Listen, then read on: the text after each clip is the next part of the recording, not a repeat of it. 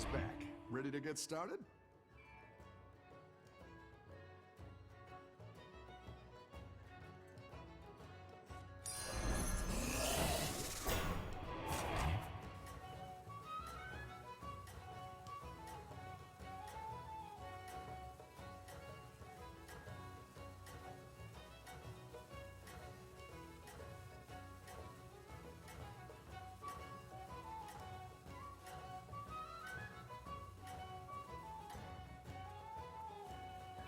Don't tell the others. I'm rooting for you.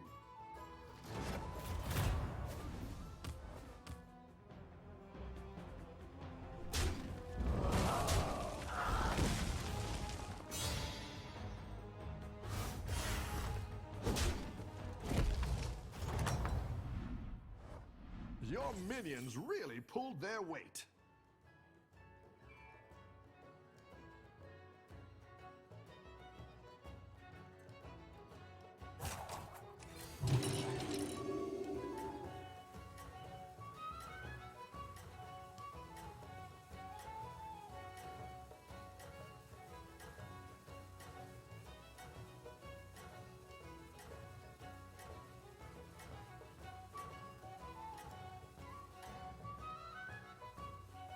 Keep up the momentum, friend.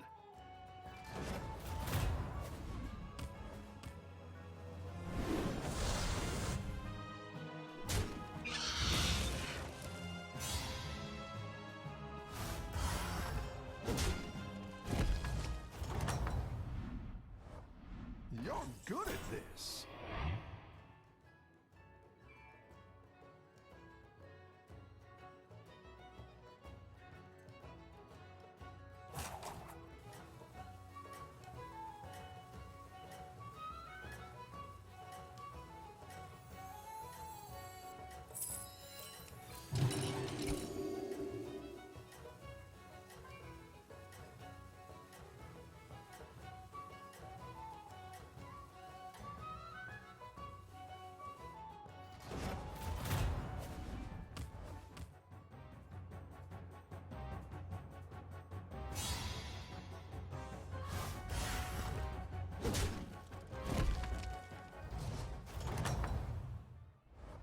The battle is really raging out there.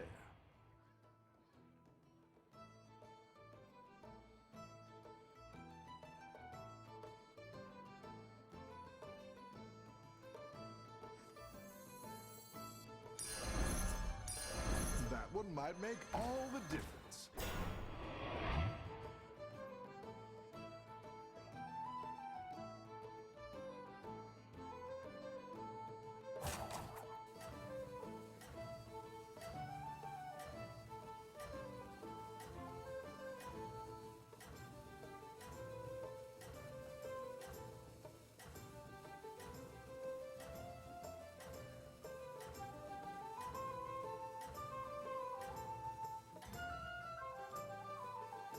I think you can win this thing.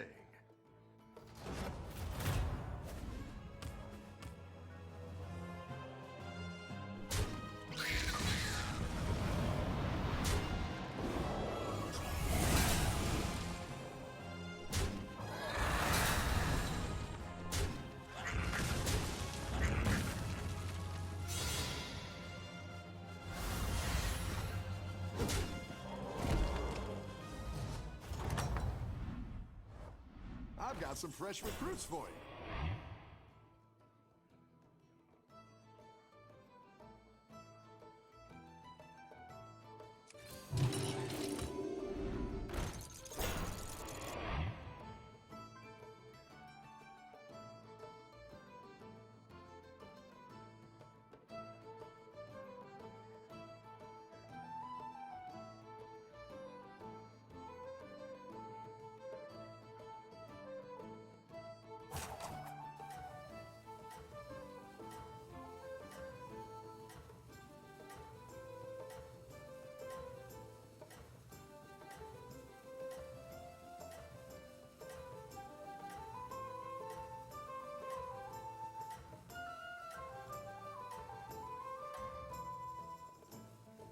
I think you can win this thing.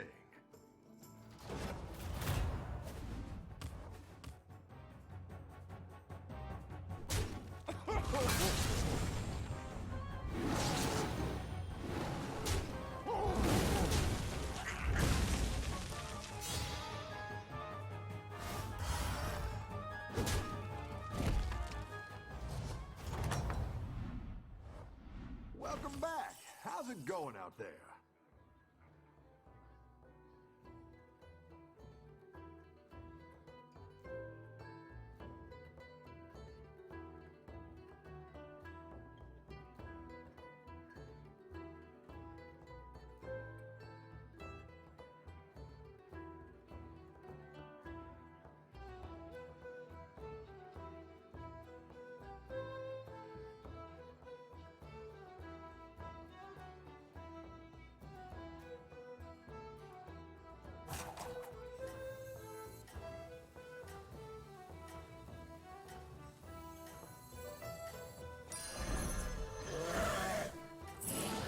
Like that one either. Here's a gold for the trouble. Out and play!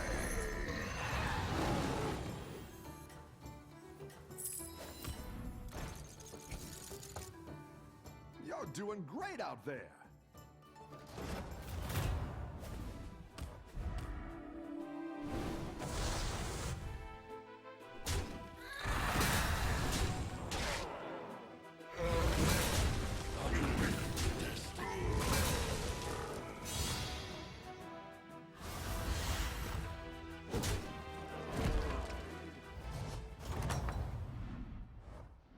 Welcome back. How's it going out there?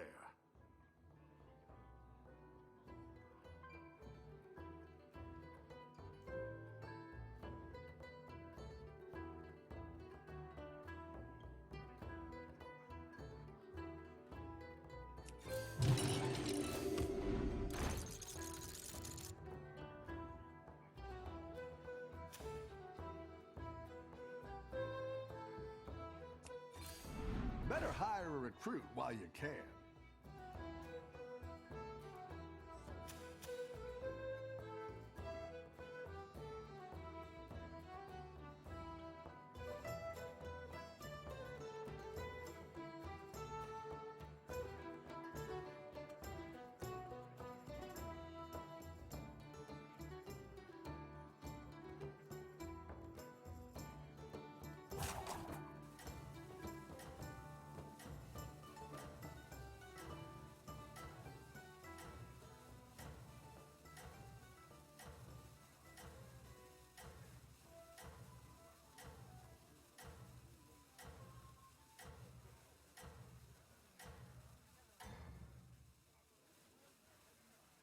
I think you can win this thing.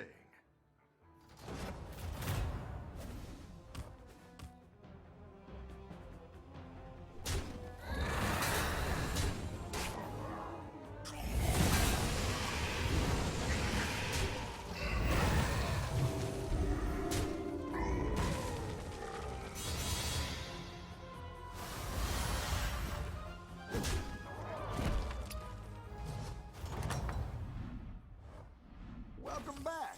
How's it going out there?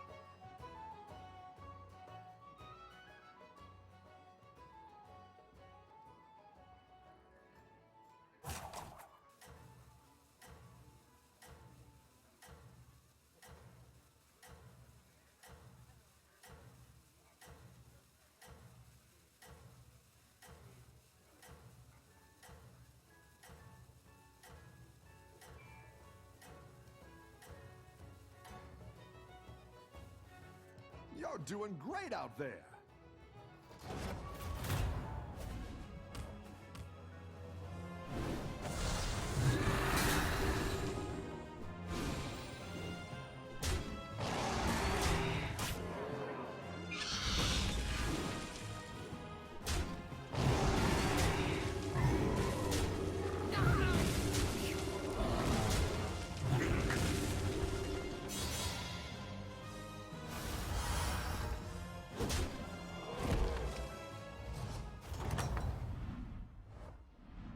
tough battle, pick yourself back up and turn it around.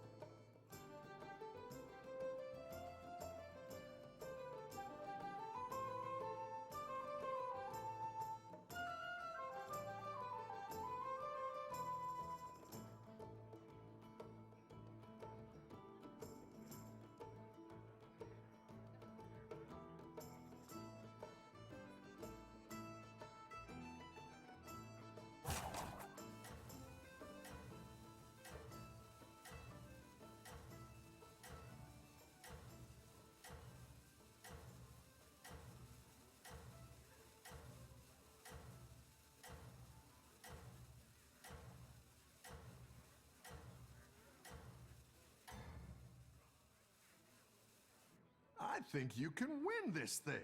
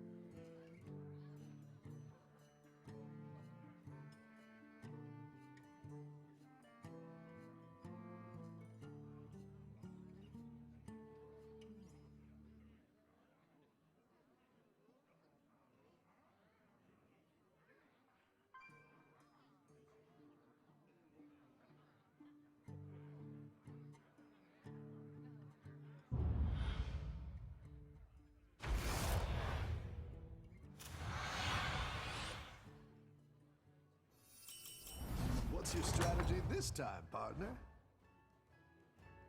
Struggling with debt, bills, loans, credit cards. Yeah. Rifle TV in association with MTK Global. Nice trainers, Derek. Sorry. We are at the Haymaker Gym, joined by Derek Warches. All right, Derek, how are you, my friend? I'm alright, man. How are you, my bro? All good, all good. Been sparring the last couple of days with man behind us, Mr. Gashi. How's that been?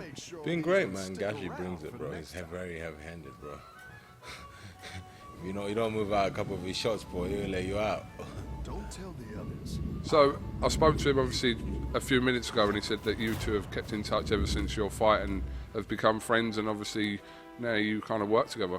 Yeah, man, he's my Albanian brother, my compadre. So you know, he's a good guy, Gashi. You know, just easygoing, you know, funny and cool. So why not? So your weight at the moment, what is it, 16.5 stone? Yeah, the scales, I'm banging the scale 6.5 stone, boy. You know. You like to psych myself out. Yeah.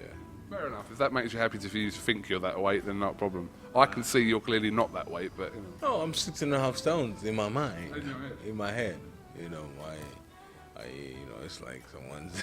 I'm not gonna go in my analogy, but it's okay. Yeah, maybe leave that one alone. We are still awaiting confirmation of a date for you and Alexander Usyk. Is there anything you could tell us? Today is Tuesday the 15th, so things obviously changing every day, and I suppose you're in talks with David and Eddie, etc. But what is the latest on that? We have to ask Boris Johnson. Let me call Boris Johnson and find out, what's going on? Because right now, you know, everything is bleeding, bro. Full.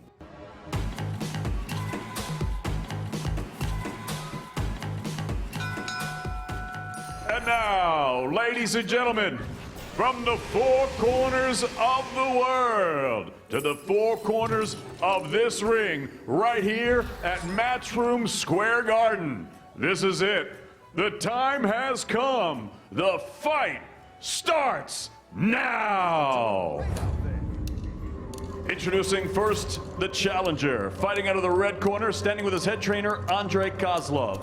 Fighting out of Chekhov, Russia, Dami Higaspara, Bayets Ezresi, Ruski Vitas, Alexander Sasha Povetkin.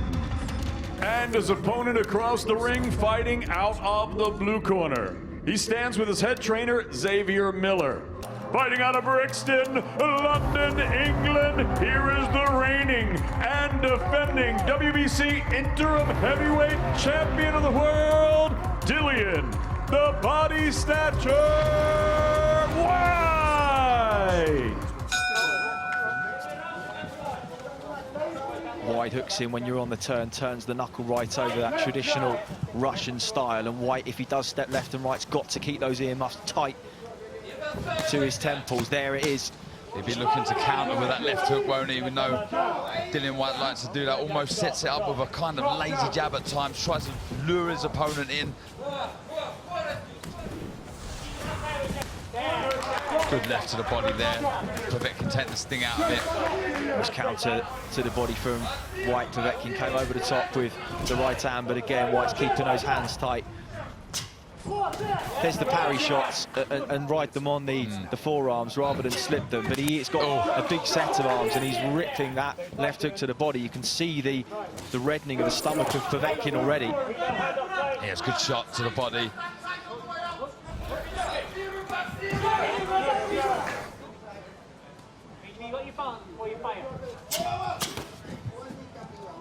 Familiar face to Dillian White. That was a stiff shot that rocked Povetkin back onto his heels. This is more of what we was expecting. White trying to work Povetkin there. Povetkin and followed by the... that gas tank down before he starts to go to work. He said to us the best condition he's been in. And good jab there when he throws it. double. Not a sprint. Good right hand. There's that right hand again. Good counter shot. Left hook. Good shot. Klitsch.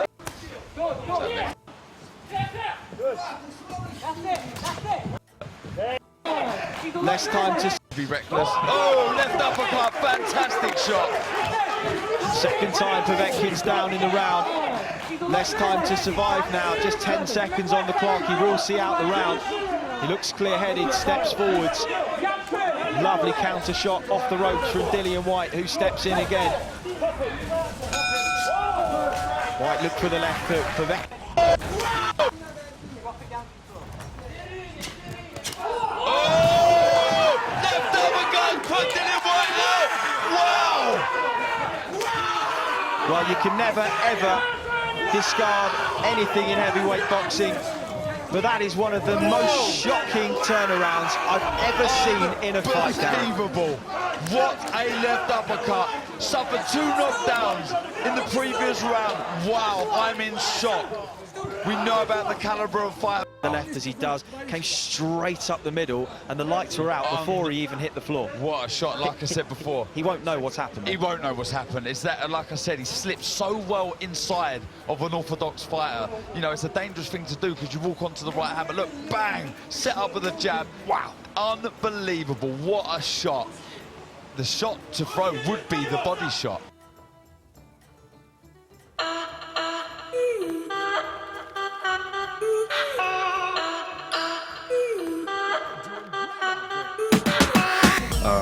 They just play defensive when the shots come. They don't like to punch when the other guy's punching. So what's the secret to what makes you so good at that? The counter punching, you know, me being fast, thank God that gave me this ability and strength, you know, because a lot of people, they see me, they're like, oh, that kid's not fast. He doesn't move good or he don't hit hard, but just the abilities that I have, you know, and the people that I have around me that are showing me a lot of stuff, you know.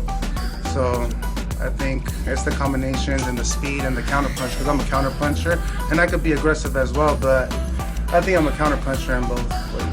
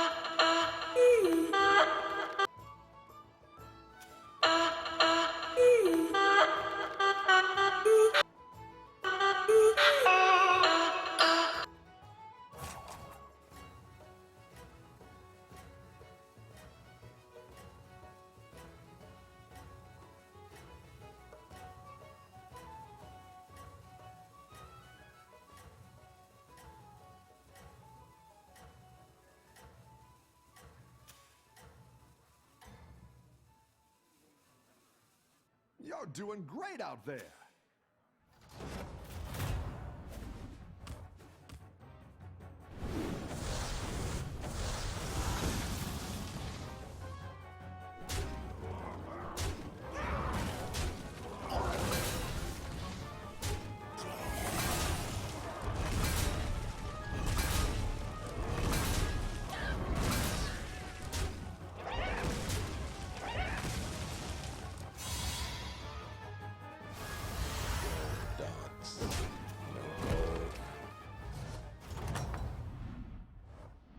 Rough battle.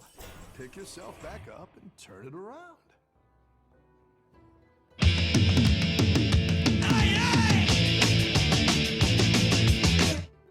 Welcome to BT. With that in mind, a few minutes or so make sure you stick with us. But first of all, Dan, on this main event, every single time we talk about a Colby Covington fight, it seems to be a grudge match. He doesn't get on with anybody, nobody likes him, he doesn't like anybody, and there's always needle in his fights, which adds to a bit of a spectacle. It does, absolutely. And obviously, you know, this is one of the reasons why we like watching his fights and why we find him entertaining, is because he is, you know, he is controversial. He does get what people wound up. But at the same time, if you look at the way that Colby Covington fights, having his opponents riled and emotional is suitable for him, you know, especially with someone like Tyron Woodley, who, you know, he does have to control the pace of this fight. If he's emotional and trying to take Colby Covington's head off, and he's already in that state. I mean, what did he say? He's happy to take a point deduction to kick him in the groin. You know, that's a Tyron Woodley that we've not seen before. If he's as angry as that going into the Covington fight, he's going to get worn out quickly. Nick, regarding the landscape of the welterweight division, you look at these two guys coming off the back of losses, and in Woodley's case, coming off the back of 2 losses. You lose here, either one of these, and they go to the back of the queue because there's a lot of chat of who will be next after Usman versus Burns.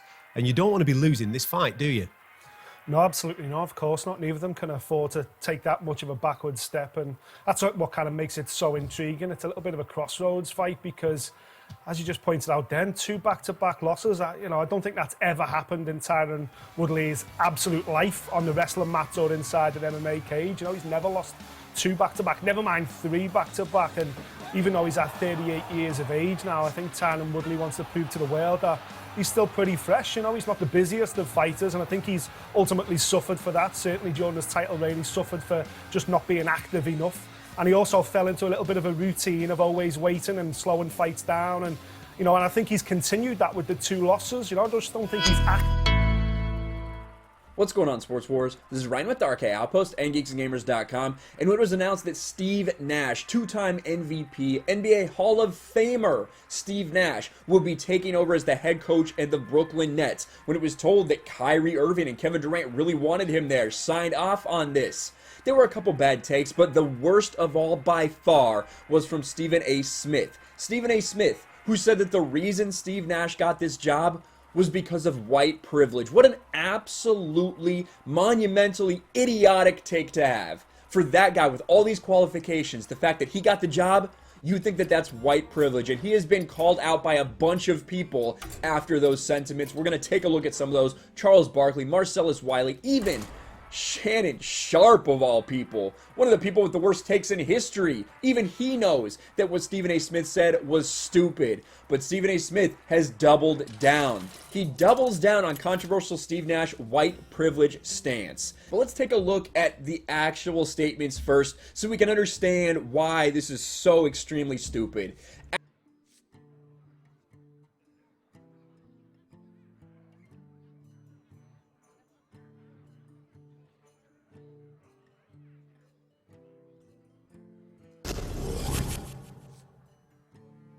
Shannon's on a roll. Let's hit him with the last question. What was the biggest press conference meltdown this year? Give a listen. Thank God. Thank God I had the chance to make it right. So miserable. Bears are who we thought they were. That's why we took the damn field. Now, if you want to crown them, then crown them. But they are who we thought they were. And we let them off the hook.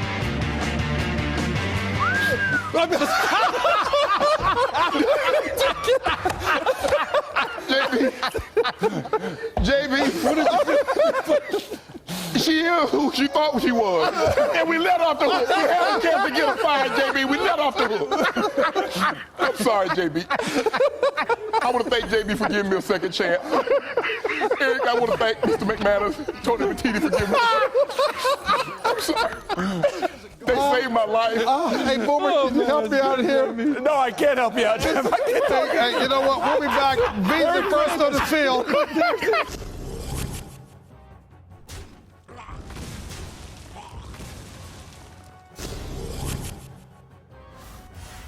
Shannon's on a roll. Let's hit him with the last question. What was the biggest press conference meltdown this year? Give a listen. Thank God. Thank God I had the chance to make it right. So miserable. Bears are who we thought they were. That's why we took the damn field.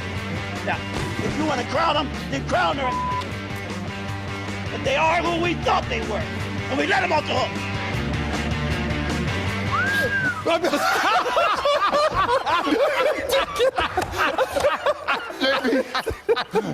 JB, what did you She is who she thought she was.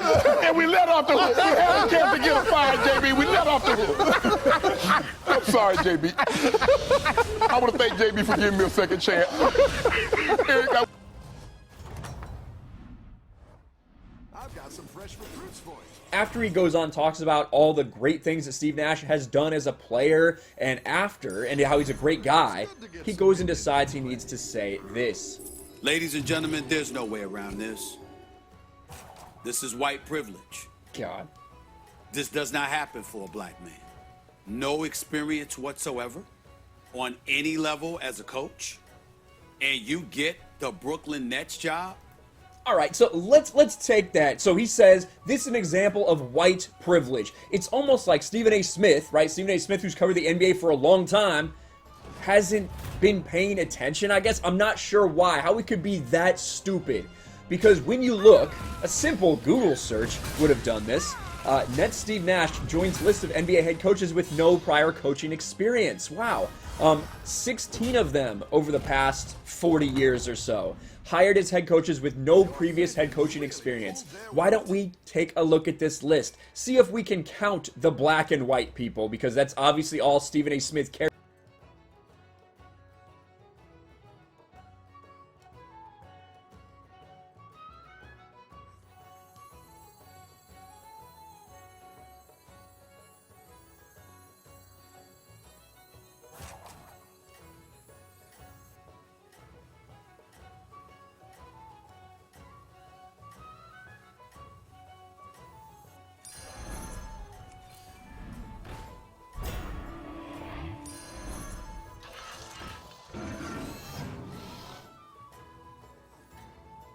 cares about.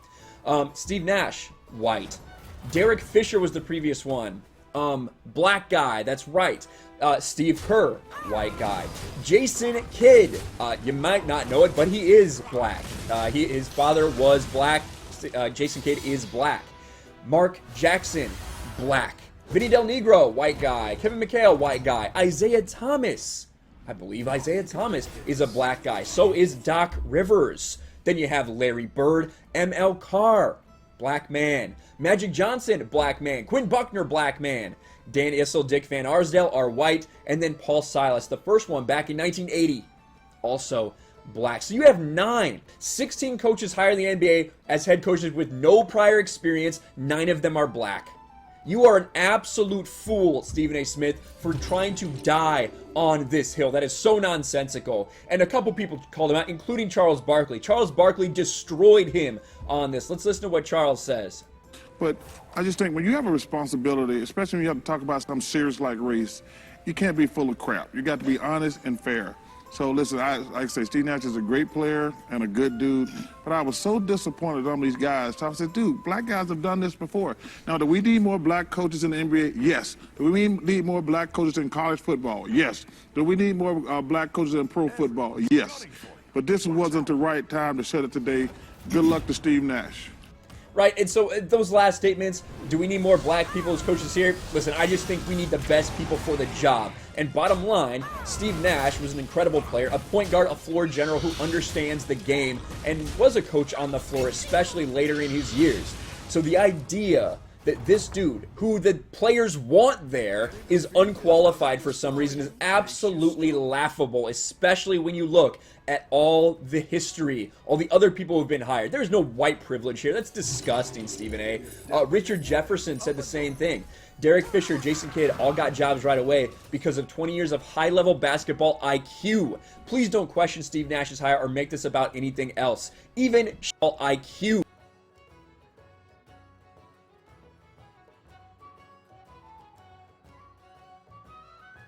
Please don't question Steve Nash's hire or make this about anything else.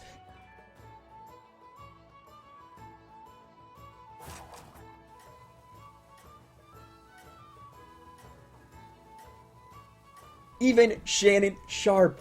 If Steve Nash was hired by the complexion of his skin, are you going to hold KD and Kyrie culpable because they signed off on it? They could have said, no, we want Ty Lue. We have to be careful because we don't really want to dilute what this is, from Stephen A. Of course, we know Clay Travis was all over this story. Clay Travis destroyed Stephen A. Smith for his stupid ass take. And Marcellus Wiley as well.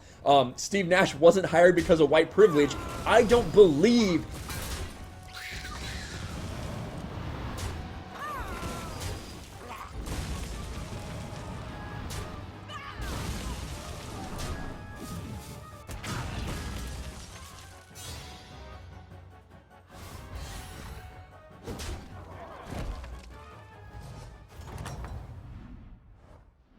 The battle is really raging out there.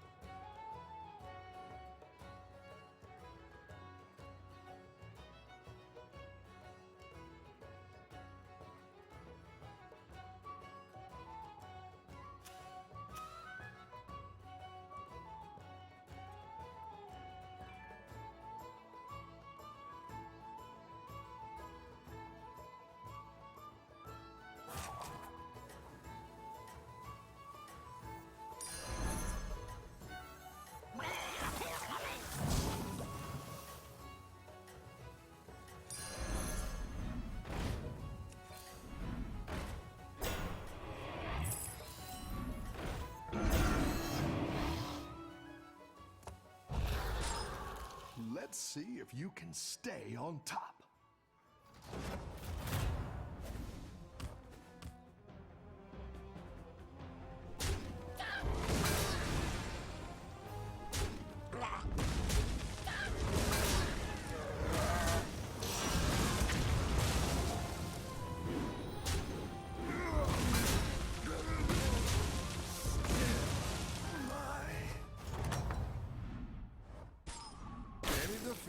doesn't destroy you, makes you stronger. That's what I would have picked. Go ahead and hire one of these recruits.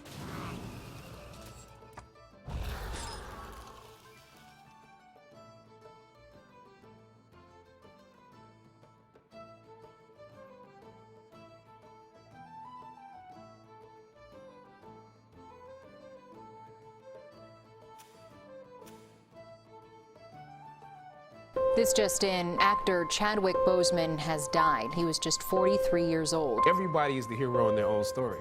He, of course, starred in Black Panther. The impact of that is something that nobody can actually write about yet. I hope people are proud when they finish watching the movie.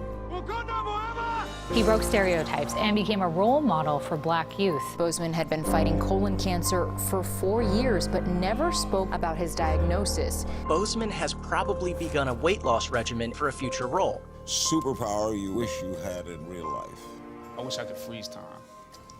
You gotta get sick of hearing Wakanda. No, I want Wakanda. I want us to be Wakanda. Wakanda represents. You got power. Boseman has probably begun a weight loss regimen for a future role. Superpower you wish you had in real life. I wish I could freeze time. You gotta get sick of hearing Wakanda. No, I want Wakanda. I want us to be Wakanda. Wakanda represents a thing that the people are proud of, people aspire to. We know what it's like to be beneath and not above. And that is what we went to work with every day. If we're around here assuming that the black characters in the show are criminals on drugs and deadbeat parents, then that would be stereotypical, wouldn't it? He slid my resume back in his desk and said, "We'll be watching you." Once I got the around above, and that is what we went to work with every day. If we're around here assuming that the black characters in the show are criminals on drugs and deadbeat parents, then that would be stereotypical, wouldn't it? He slid my resume back in his desk and said, "We'll be watching you." Once I got the first script, once I saw the role I was playing, I found myself conflicted. The role wasn't necessarily stereotypical. A young man in his formative years with a violent streak pulled into the allure of gang involvement. That's somebody's real story. But I was conflicted because this role seemed to be wrapped up in assumptions about us as black folk. I was conflicted. It was just my luck that after filming the first 2 episodes, execs of the show called me into their offices and told me how happy they were with my performance. They wanted me to be around for a long time. They said, if there was anything that I needed, just let them know. That was my opening. I decided to ask them some simple questions about the background of my character, questions that I felt were pertinent to the plot. Question number 1, where's my father? You can win this thing. The exec answered, well, he left when you were younger. Of course. Question number 2, in this script it alluded to my mother not being equipped to operate as a good parent. So why exactly would my little brother and I have to go into foster care? Matter of factly, he answered, well, of course, she's on heroin. That could be real, I guess. But I didn't want to assume that's what it was. If we're around here assuming that the black characters in the show are criminals on drugs and deadbeat parents, then that would probably be stereotypical, wouldn't it? That word stereotypical lingered. One of the execs pulled out my resume and began studying it. The other exec wore a smile, trying to live up to what they had promised me only a few moments before. If there's anything you need, just let us know. He slid my resume back in his desk and said, thank you for your concerns. We'll be watching you. I was let go from that job on the next day. A phone call from my agent. They decided to go another way. But when you have those moments alone, you start to wonder if there was a better way to handle it, and if you could have handled it better, maybe you could help your family. And then before you know it, you're broke. and you find yourself scraping together change just so you can ride the subway so that you can get the next job. And maybe if you can book something else, that would eclipse the feeling of doubt that's building, but it seems like you can't pay them to hire you now. That'll do some damage. My agents at the time told me it might be a while before I got a job acting on screen again. We're hesitant about sending you out to some people right now because there is a stigma that you're difficult. We all know what it's like to be told that there is not a place for you to be featured, yet you are young, gifted, and black. We know what it's like to be the tail and not the head. We know what it's like to be beneath and not above. And that is what we went to work with every day, because we knew that we had something special that we wanted to give the world, that we could be full human beings in the roles that we were playing, that we could create a world that exemplified a world that we wanted to see.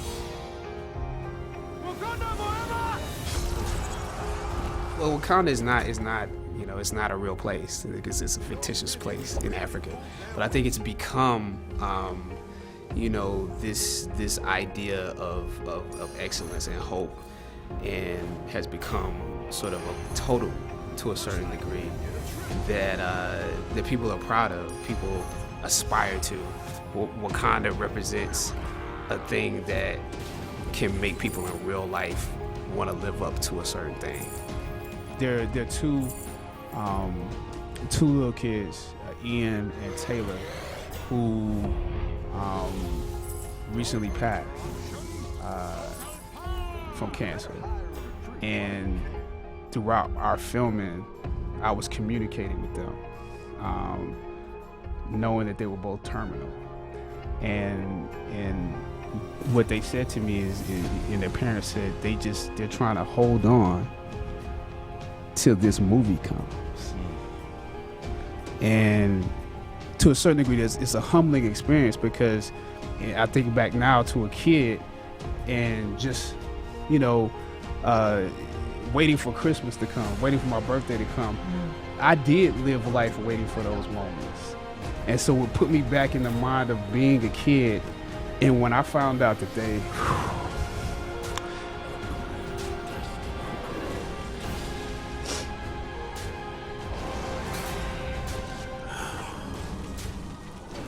yeah, it means a lot. Sometimes you need to feel the pain and sting of defeat to activate the real passion and purpose that God predestined inside of you. Purpose crosses disciplines. Purpose is an essential element of you. It is the reason you are on the planet at this particular time in history. Your very existence is wrapped up in the things you are here to fulfill. Whatever you choose for a career path, remember the struggles along the way are only meant to shape you for your purpose. I don't know what your future is, but if you are willing to take the harder way, the more complicated with every day. This just in, actor Chadwick Boseman has died. He was just 43 years old. Everybody is the hero in their own story. He, of course, starred in Black Panther. The impact of that is something that nobody can actually write about. I hope people are proud when they finish watching the movie. He broke stereotypes and became a role model for black youth. Boseman had been fighting colon cancer for 4 years, but never spoke about his diagnosis. Boseman has probably begun a weight loss regimen for a future role. Superpower you wish you had in real life. I wish I could freeze time. You gotta get sick of hearing Wakanda. No, I want Wakanda. I want us to be Wakanda.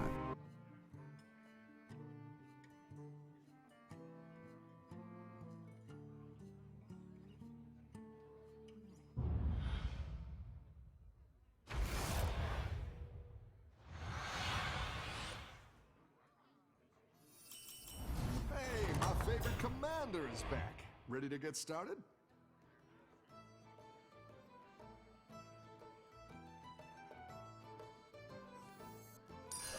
That one might make all the difference.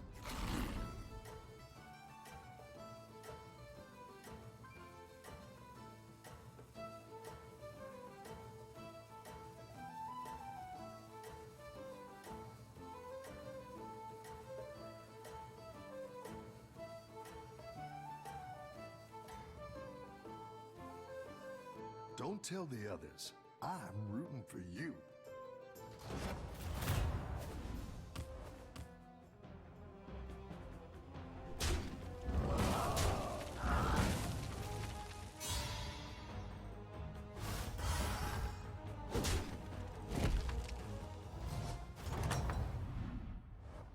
The battle is really raging out there.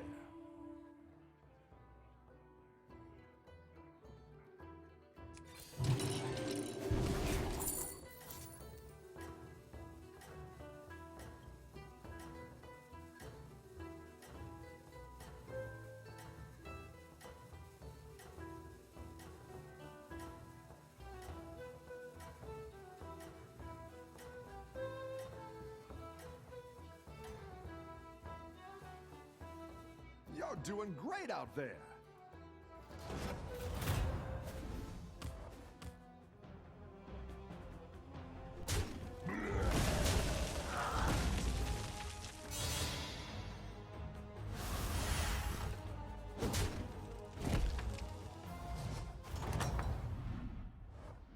The battle is really raging out there.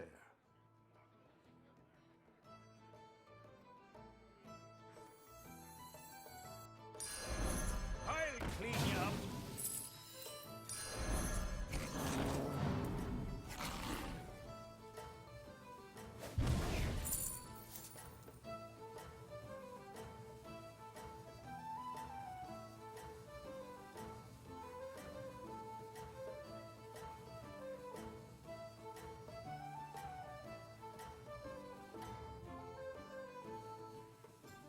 Keep up the momentum, friend.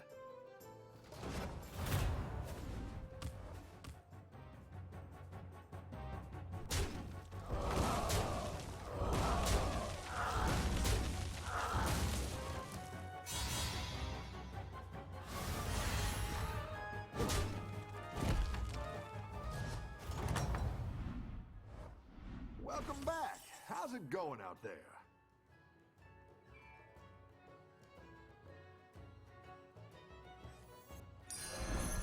The odds are in my favor.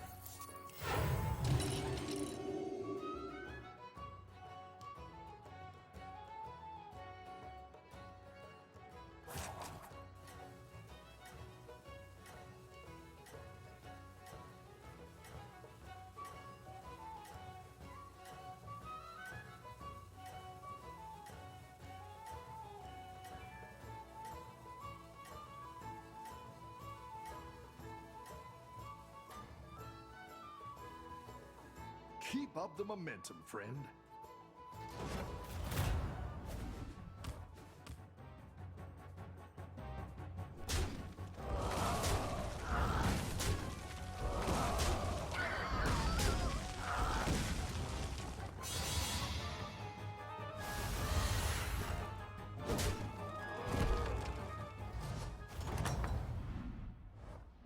Welcome back. How's it going out there?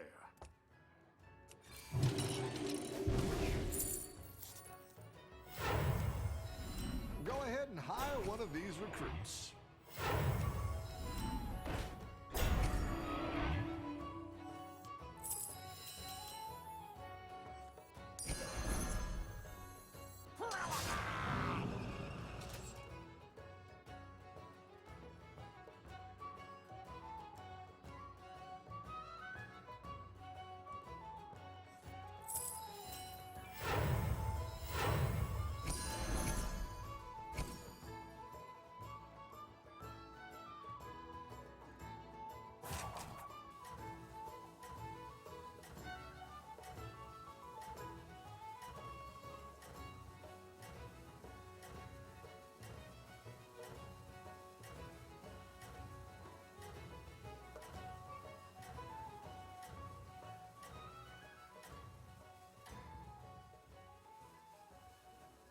Keep up the momentum, friend.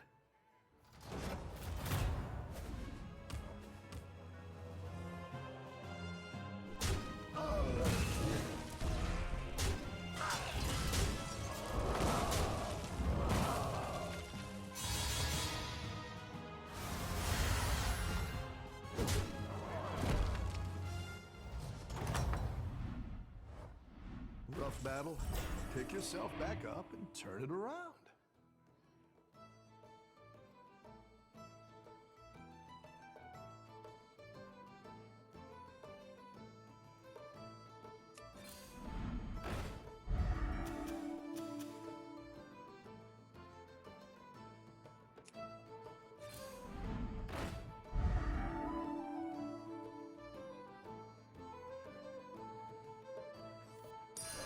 That's what I would have picked.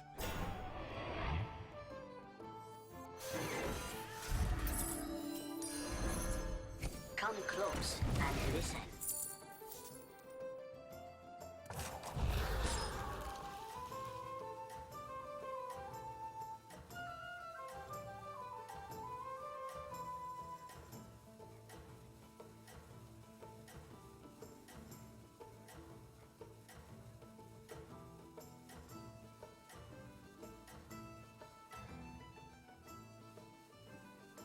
Keep up the momentum, friend.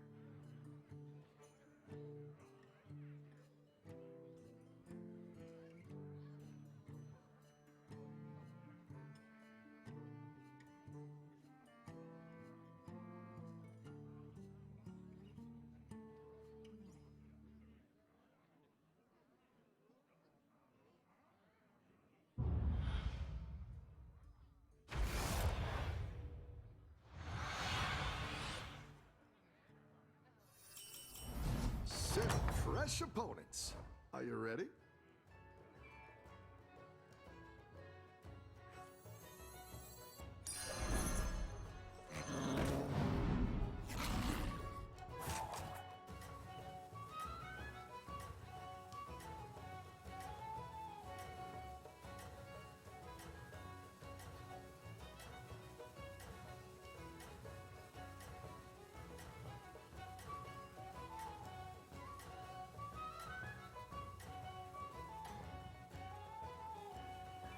Don't tell the others. I'm rooting for you.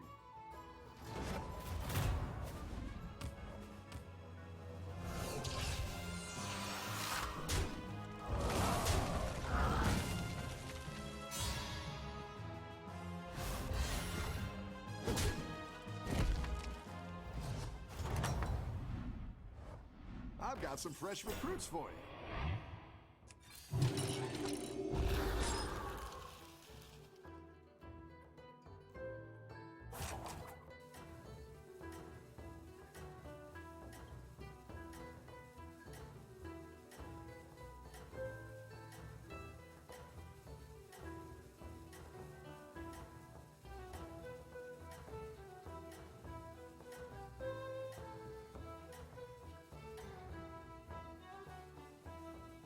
I think you can win this thing.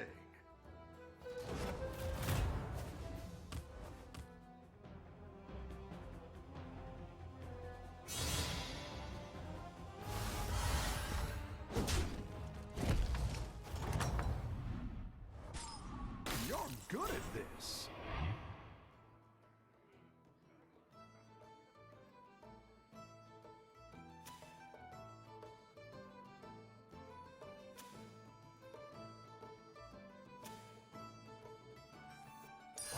It's not the strongest, but it'll fight hard. That one might make all the difference.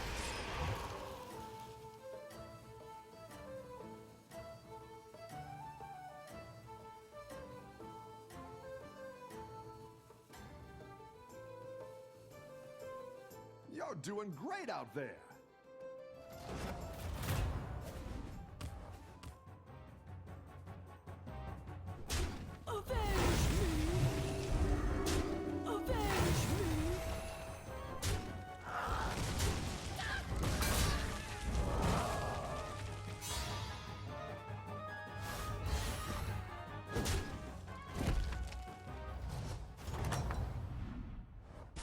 The battle is really raging out there.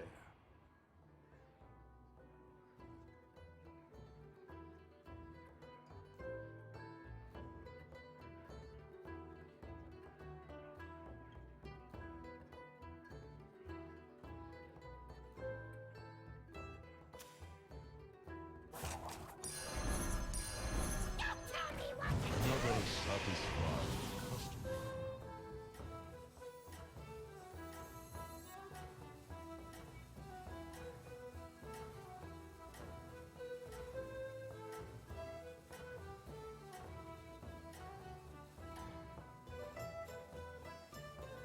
Keep up the momentum, friend.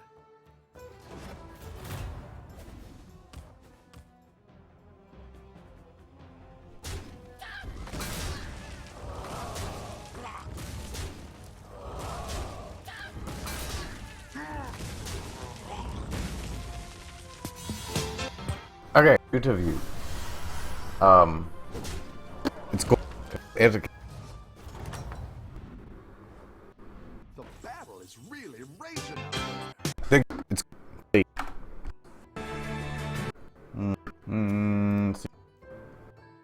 5 months. We were watching the VOD back of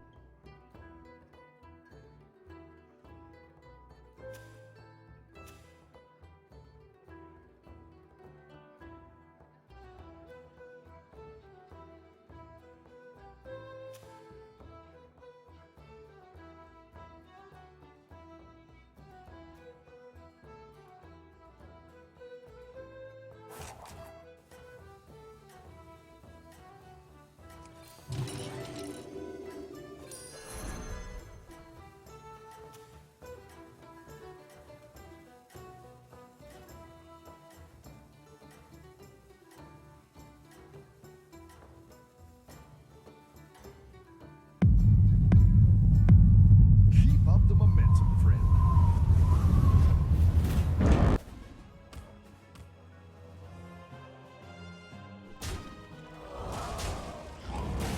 Battletoads.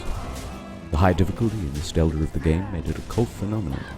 What made it into a meme, it's not entirely known. What we do know is that it started on 4chan with... It's not... I've got some fresh recruits for you. entirely known. What we do know is that it started on 4chan with Battletoads as the unhelpful answer to any question about a game, and is this Battletoads? As the follow-up question to any game trailer. It got old fast. Then, all of a sudden, people from 4chan found a fun game. Called GameStop and asked them for Battletoads pre-orders for the new Nintendo Wii. A game, of course, that didn't exist. Thank you for calling GameStop. If you could search for a game for me. Yeah? The name's Battletoads. Do you have it in stock?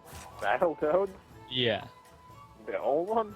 To play Battletoads on the Wii? She hung up. Battletoads.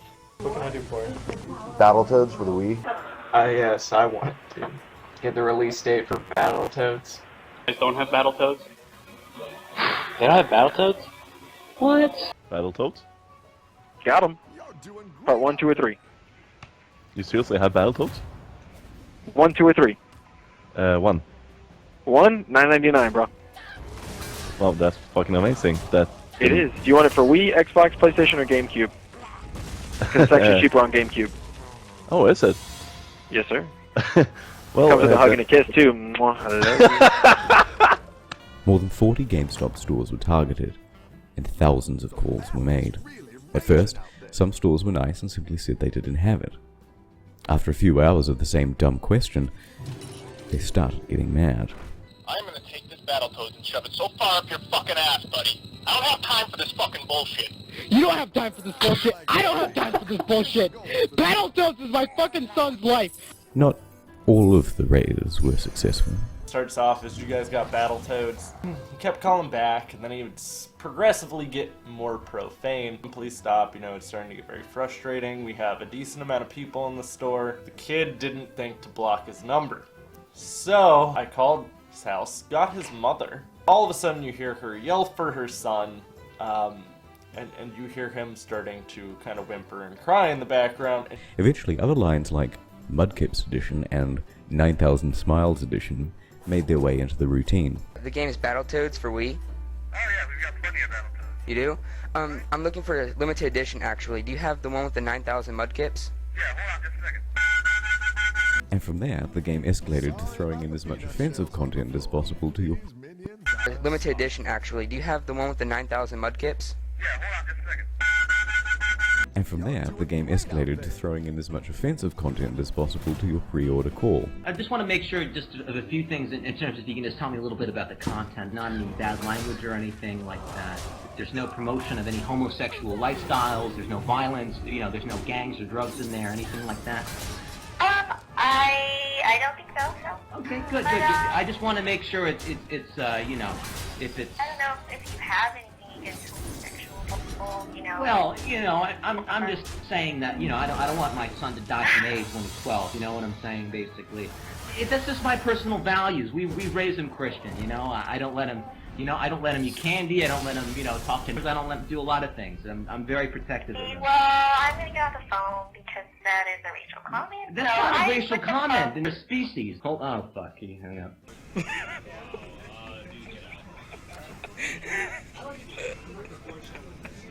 But by June 2008, fans were getting tired of waiting for their fake pre-orders for an imaginary Battletoads sequel. Impatient, 4chan decided to announce the game's release itself. Battletoads is back and badder than ever. With next generation 3D graphics and smoking in-your-face gameplay, Battletoads will get your blood pumping. Do a barrel roll with Battletoads. 10 years and over 9,000 man-hours spent into creating the craziest combat frog adventure since Frogger. Pre-order Battletoads with the Nintendo Wii today. Visit BattletoadsPreorder.com for more information and get a free Wii strap with your pre-order. Rated E for everyone. Covers, flyers, and other game art was made. Despite never releasing, the new Battletoads was a smash hit. On websites that had online polls for Game of the Year, Battletoads, Mudkips. On websites that had online polls for Game of the Year, Battletoads, Mudkips Edition won every time. However, with the success of the new Battletoads reboot, it was only inevitable that Hollywood would ruin it by trying to cash in on the franchise.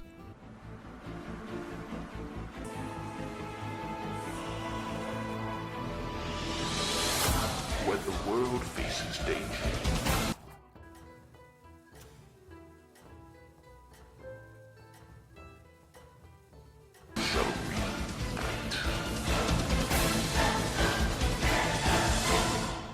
Universal Studios had no idea, but according to a number of publications, they were announcing the new Battletoads movie to come out on September 11th, 2008. The cast included heavy hitters such as Will Smith, Samuel L. Jackson, and Bill Cosby featuring as voice actors for the Toads. Eventually though, the lulls died down, and by late 2008, the meme was all used up. It went underground, only to resurge every once in a while. But remnants live on in Keck and other contemporary memes. And that is the brave story of the Battletoads raids of 2008. Every few days I'll be releasing a new video, and on this channel I'll be charting all of the major raids throughout the history of the internet.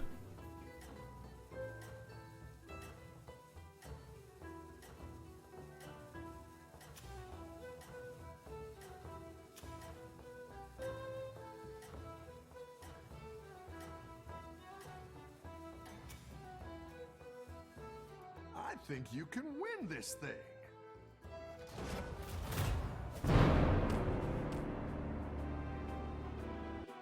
User Han Assholes about to let Han Asshole solo Battletoads.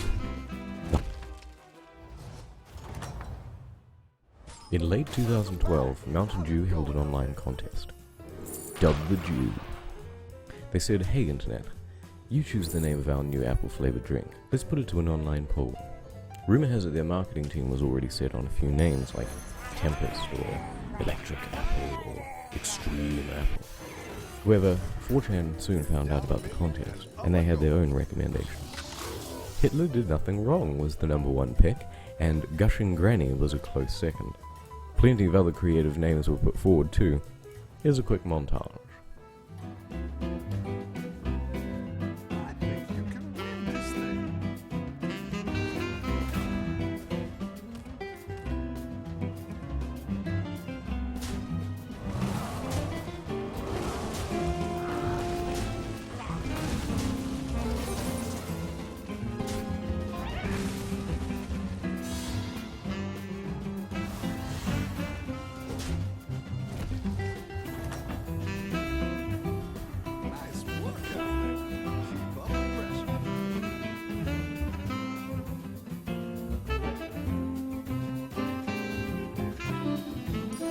But that wasn't all.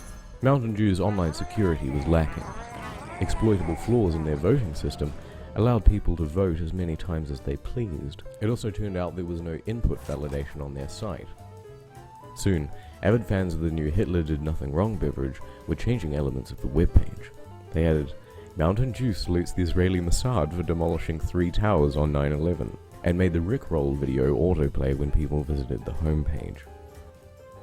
If audience engagement was what they were looking for, the marketing team had run a great campaign. Keep up the momentum, friend. But, in the end, they also had final say over the name. Apple Mountain Dew was the chosen name. After the competition, those who were unsatisfied with the name started a petition on change.org. It got 70 signatures and it managed to start them.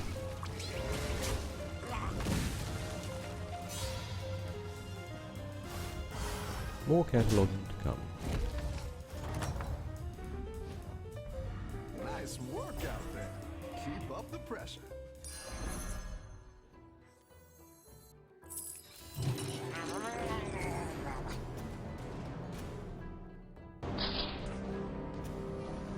Let me tell you how the world ended.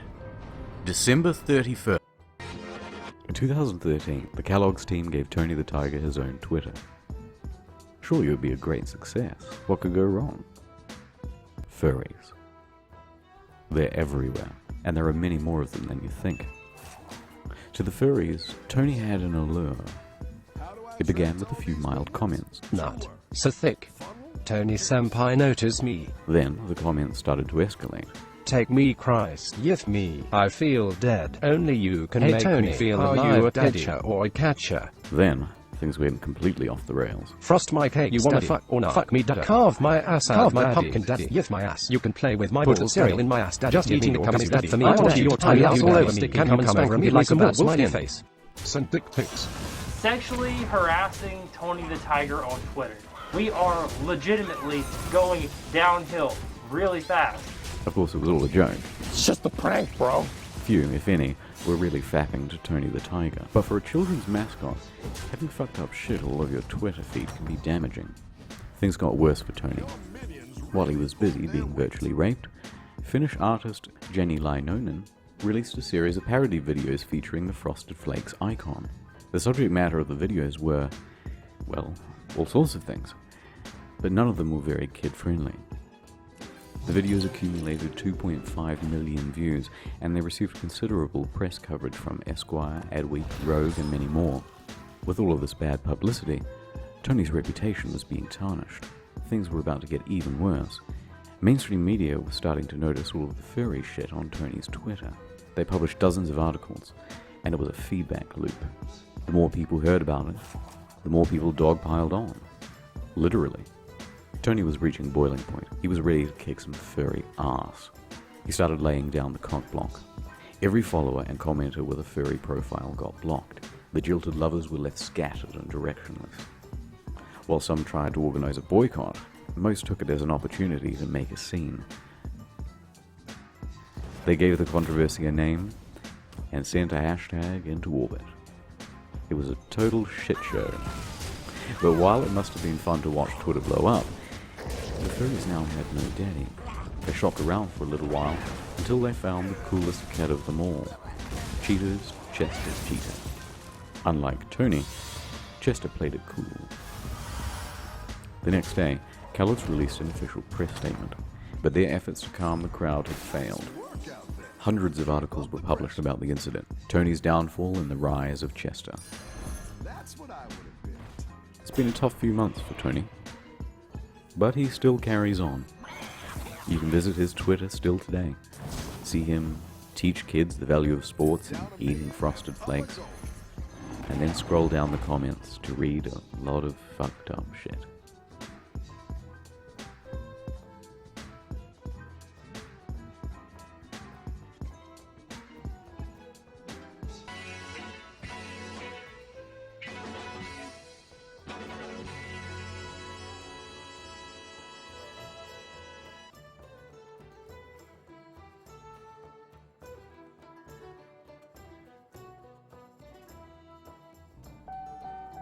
Justin Bieber has cancer.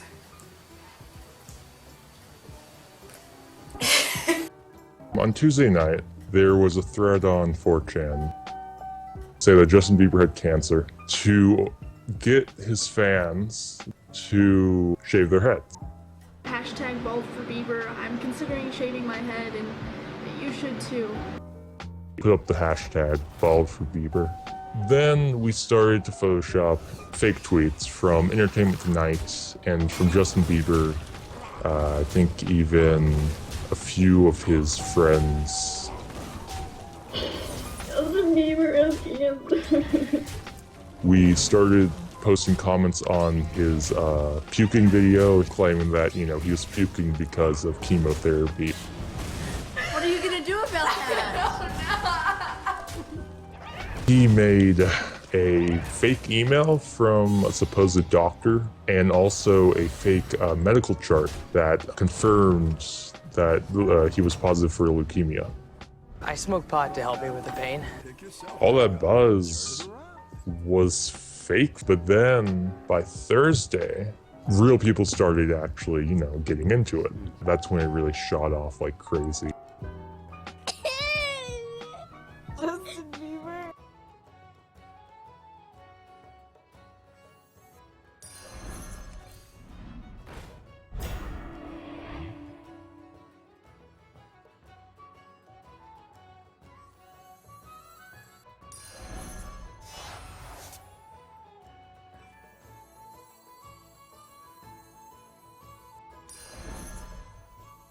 My seal for Arthur.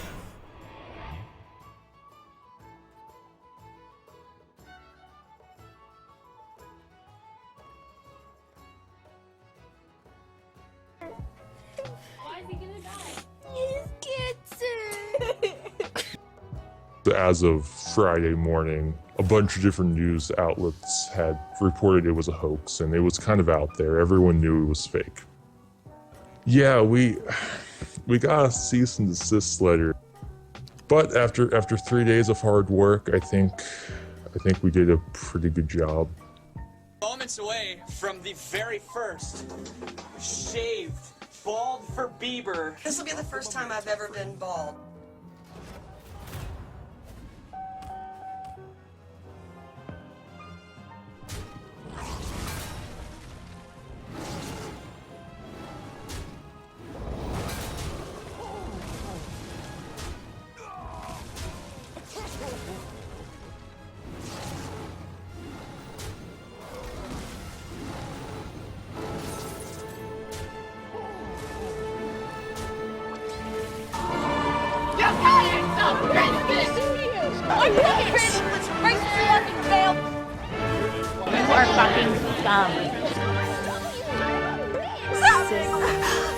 I literally am gonna die. I need an ambulance. Shower, I'm triggered. I get in the car, I'm triggered.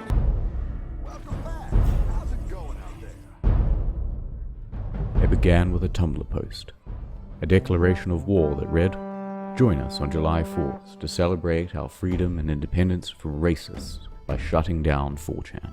The post spread, and soon Tumblr's army was preparing for war.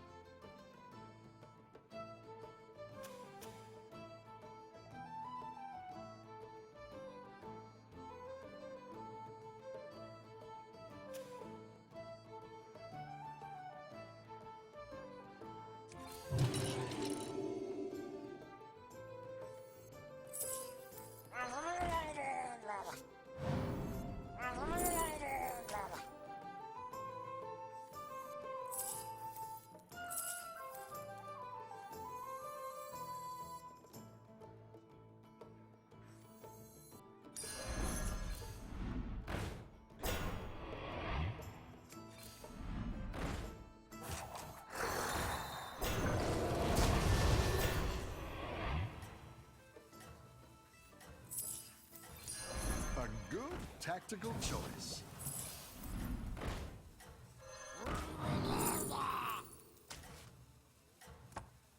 I'll make sure these ones stick around for next time. I think you can win this thing.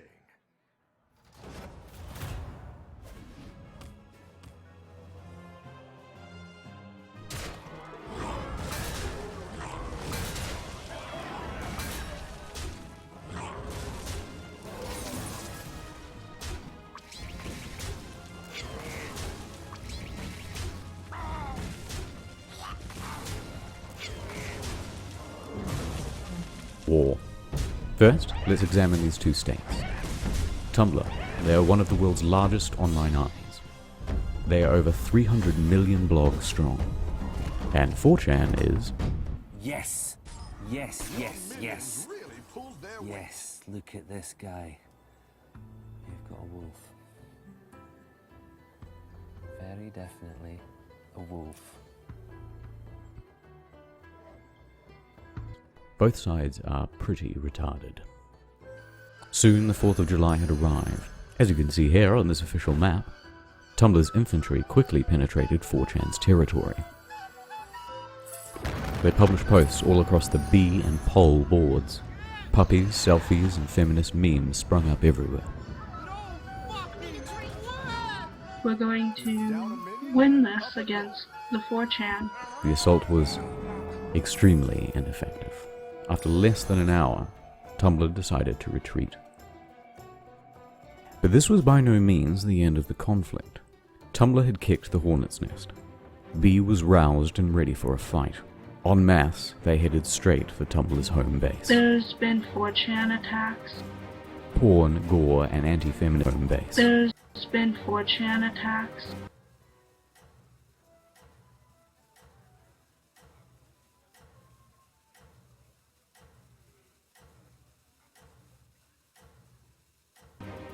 Porn,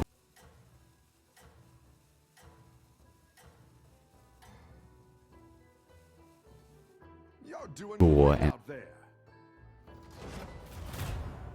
for Tumblr's home base. There's been 4chan attacks. Porn,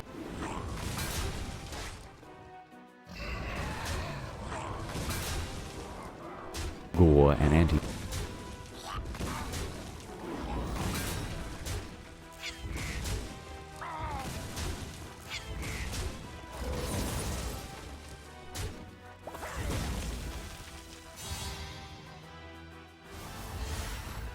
Feminist me. You're good at this.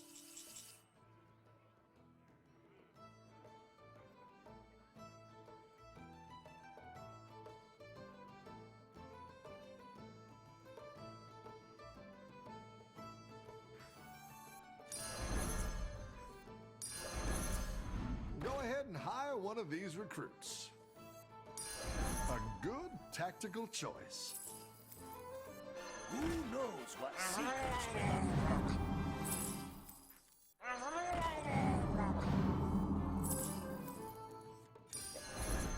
Another satisfied customer.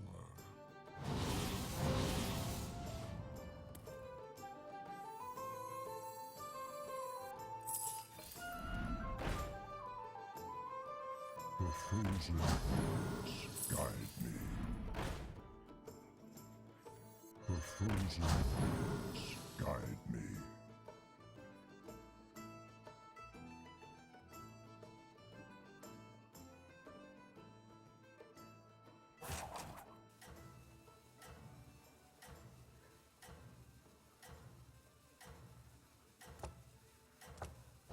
I'll make sure these ones stick around for next time.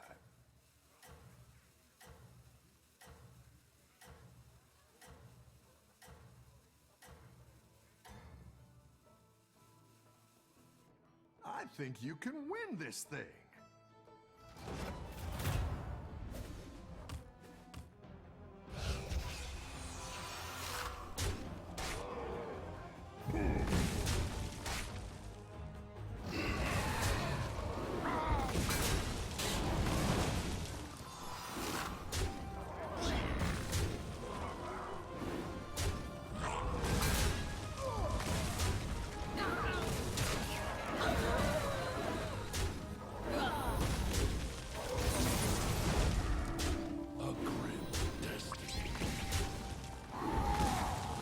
Memes were spread across some of the more popular tags.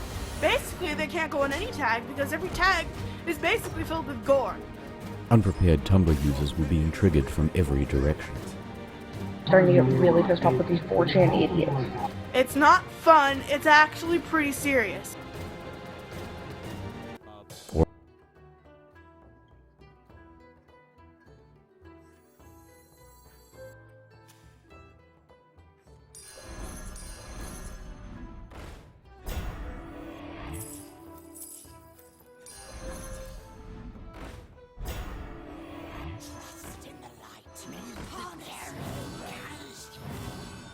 Defensive systems online.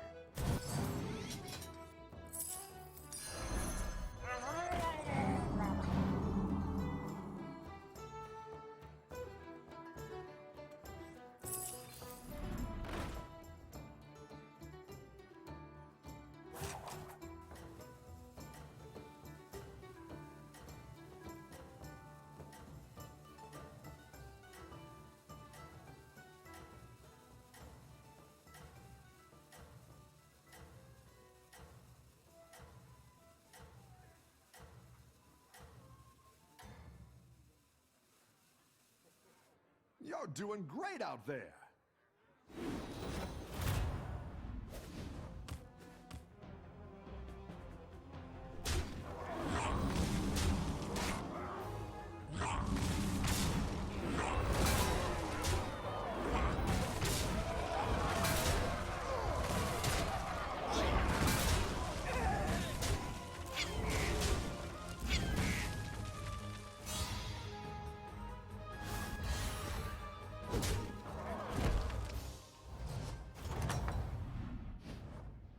Welcome back.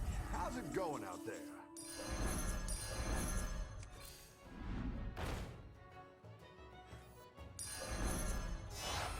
That'll do some damage. Light. Harness your rage.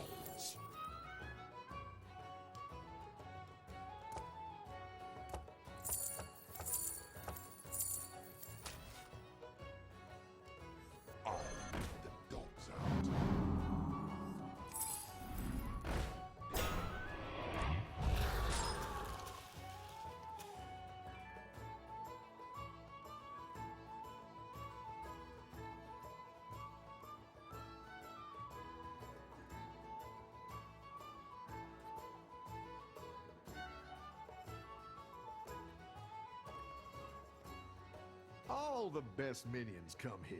I've got that spicy pretzel mustard.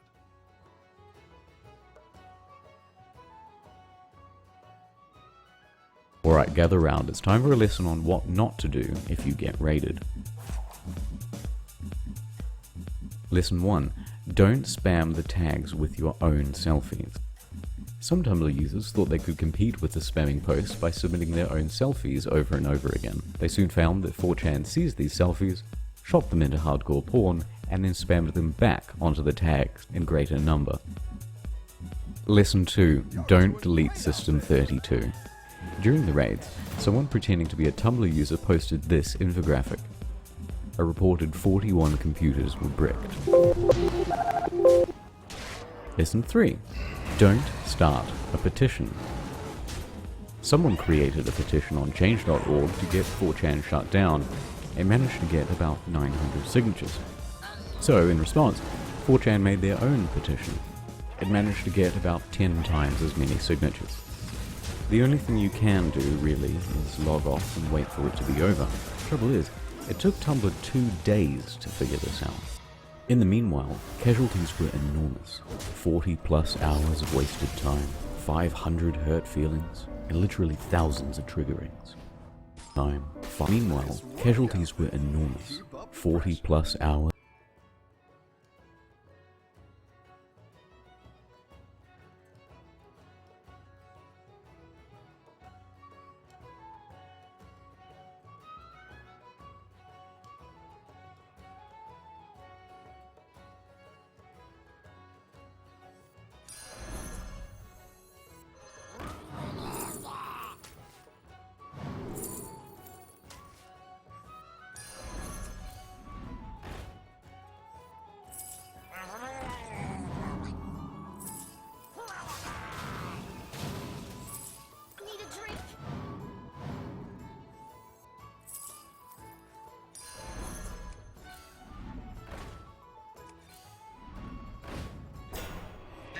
Systems online.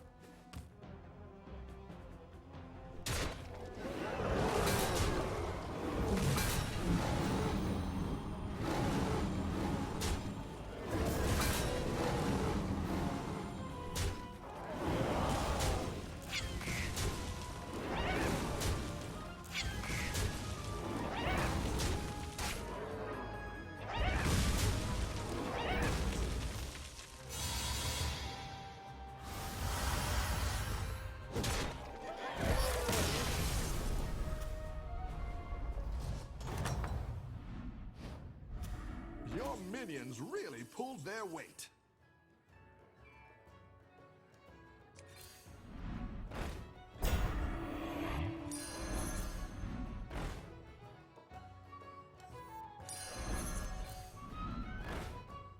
Total corruption. Another satisfied. The frozen words guide me.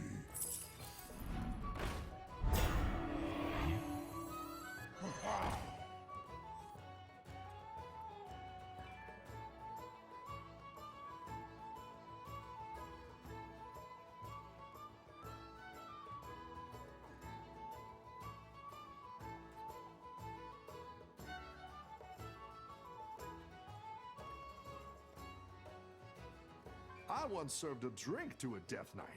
It froze over, right in his hands.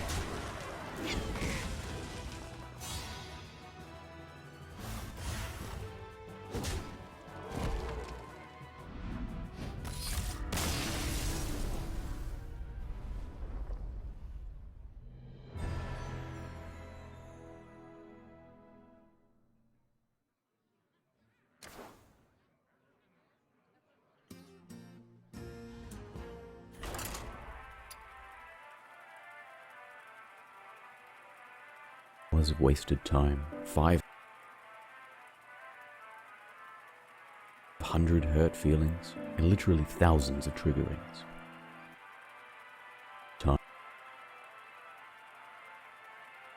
500 hurt feelings, and literally thousands of triggerings. But before we close the history books on this event, it's time to look at one more thing. A conspiracy. It is now widely believed that Pole was behind the original Tumblr post that called for war. The conspiracy goes something like this.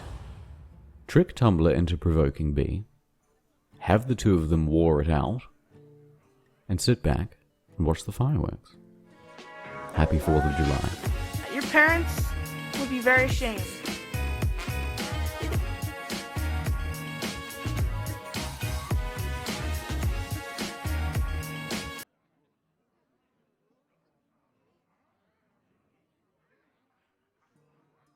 And now, a true story from OP. Be me, world's greatest hacker, #1 on FBI's most wanted list. But they can't track me down because I always delete my browser history. Just got done hacking the entire internet. Now every user in the world browser history. Just got done hacking the entire internet.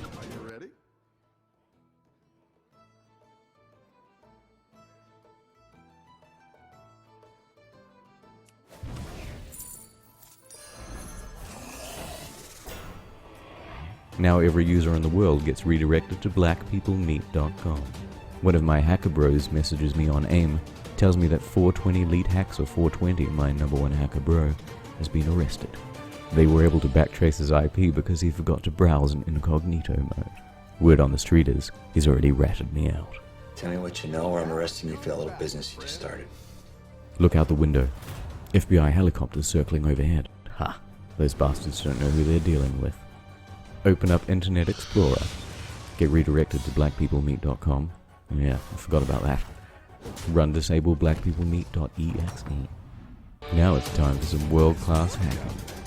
Go to fbi.gov/hack. Fuck, there's a password. Something appears on the bottom right-hand corner of my screen. It looks like you're trying to hack the FBI. Clippy gives me the password. Guess he's not so bad after all. Now that I'm in, I go to fbi.gov/hack/helicopters. Congratulations, hacker. You now have full control of the FBI's helicopters. What would you like them to do? A. Turn left. B. Turn right. C. Descend. D. Descend. E. Explode. Go with option E. Boom, baby. Flaming helicopters fall from the sky.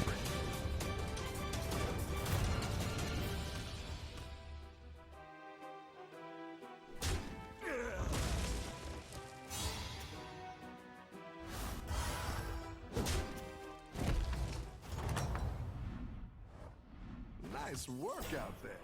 Keep up the pressure.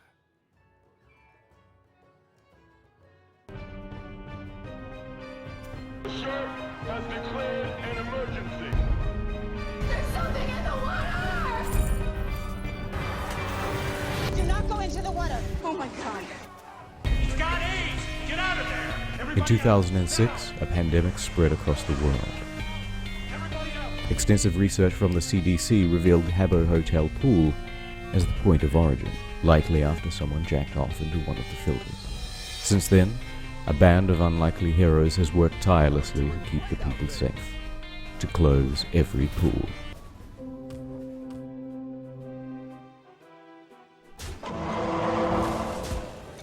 It all started on July 12th. The plan was simple. Create an account, make an avatar, full suit, dark-skinned, big afro. Log in and block the pool. Hundreds flooded in to block the ladders and prevent players from catching the AIDS. They arranged themselves in the standard health and safety swastika formation. The mission was an overwhelming success. It was in the standard health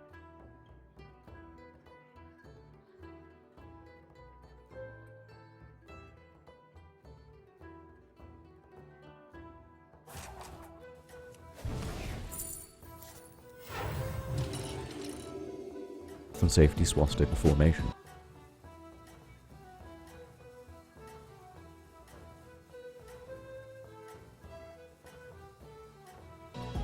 The mission was an overwhelming success. No one could get into the pool. But then, another threat emerged. On September 4th, Steve Irwin, well-known animal fighter, was killed by a stingray. Provoked and en masse, intel indicated that many more stingrays were headed for the Habbo Hotel pools. Now the pool was filled with AIDS and stingrays, and most likely those stingrays also had AIDS. Operation September 11th was launched, and once again our heroes marched towards the pools. But it wasn't just the Habbo pool that had people worried. Here's one concerned citizen having their own local pool closed. Hi, there's kind of an emergency. I was swimming in the pool and I cut my leg, and I mean, there was a fair amount of blood. It's not enough for me to go to the hospital, but I actually have HIV, and You were in the pool, like, right now? Yes, ma'am. And people could be getting infected right now. I'll go shut the pool. You gonna close the pool? Yep. Okay, thank you, ma'am. You're welcome. Pool's closed!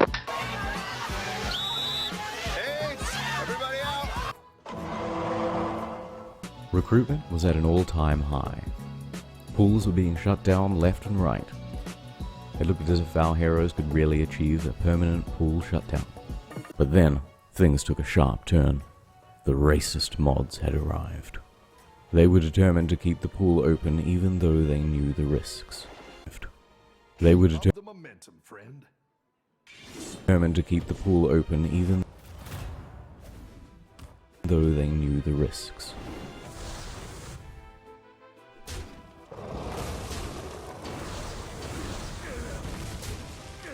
Bannings left and right.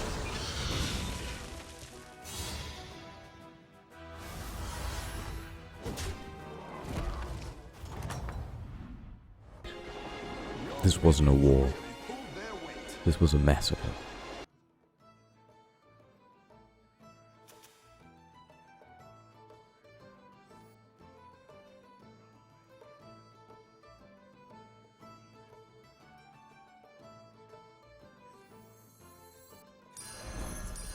I like where you're going with this. Go ahead and hire one of these recruits.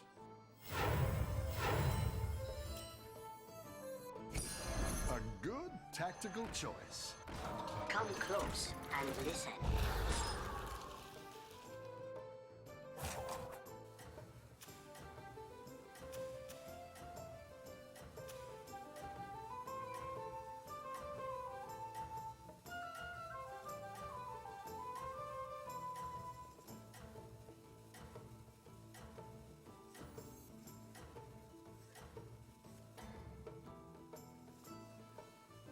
Keep up the momentum, friend.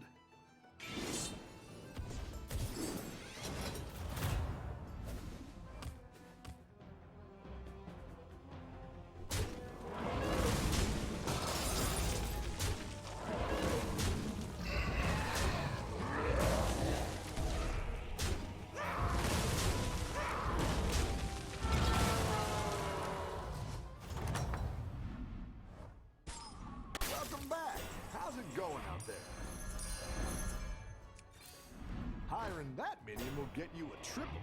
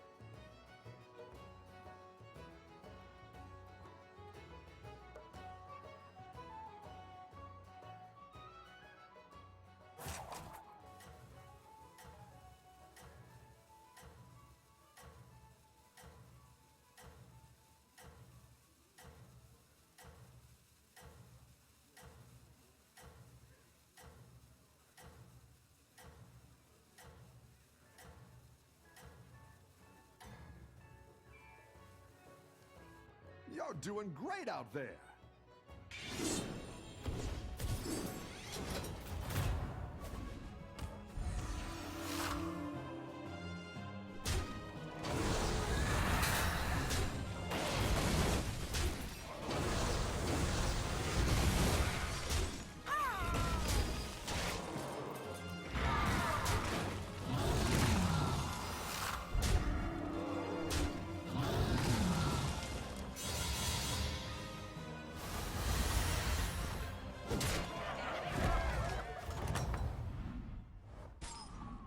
Nice work out there. Keep up the pressure.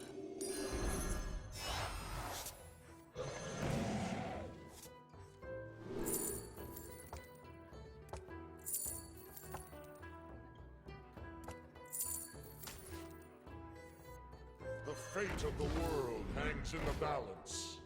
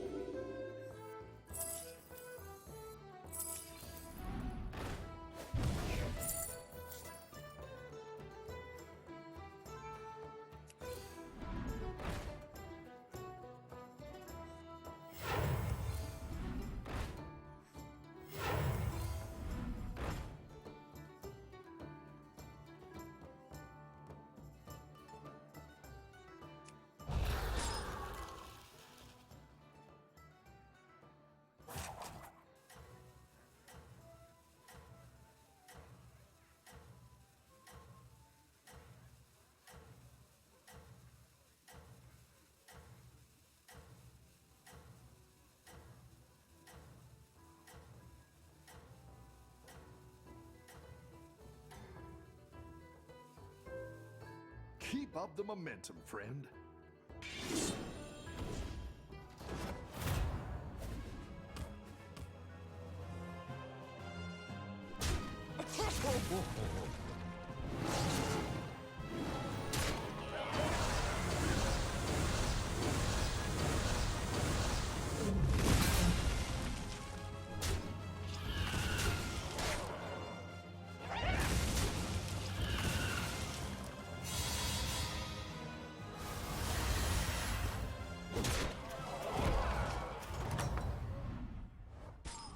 You're good at this.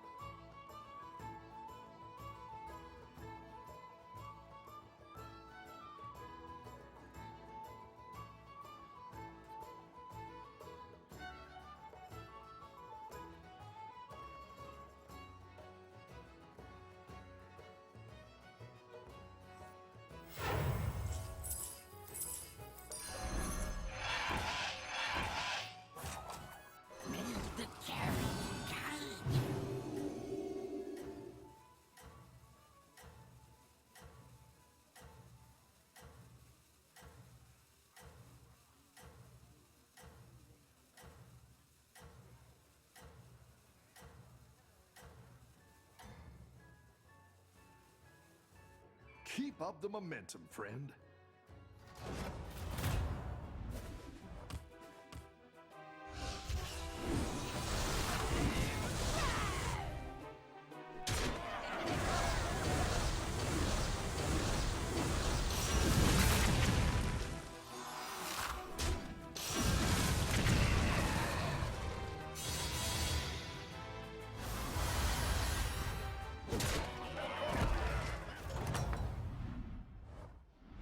You're good at this.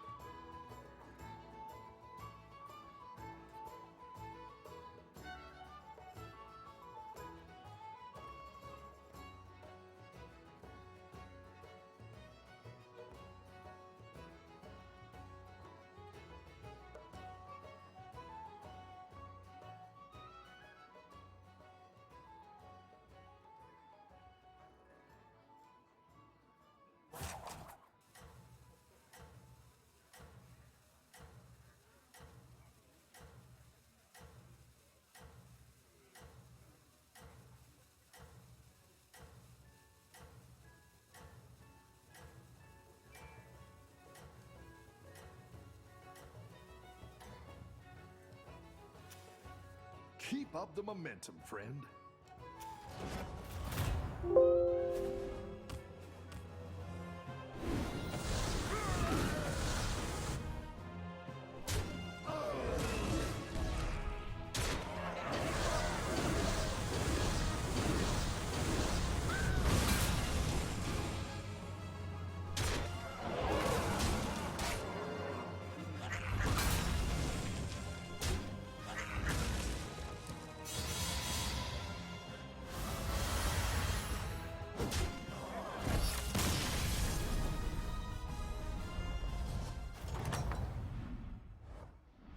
You're good at this.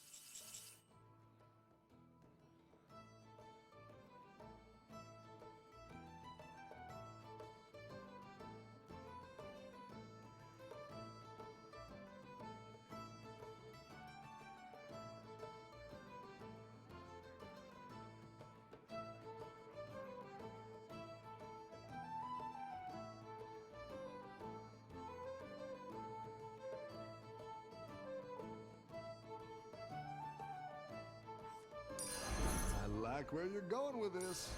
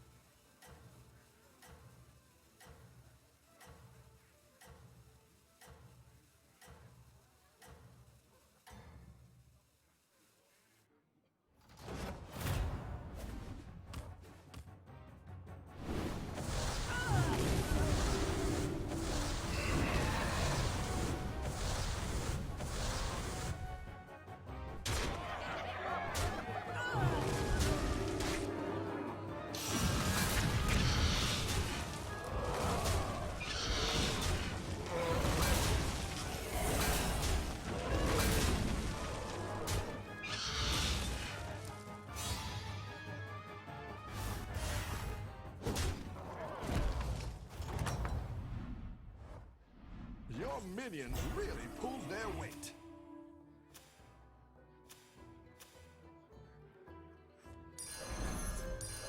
That'll do some damage.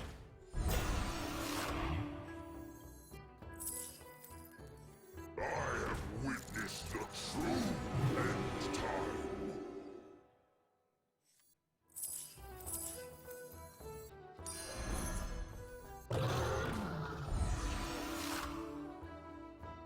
I have witnessed the true end time.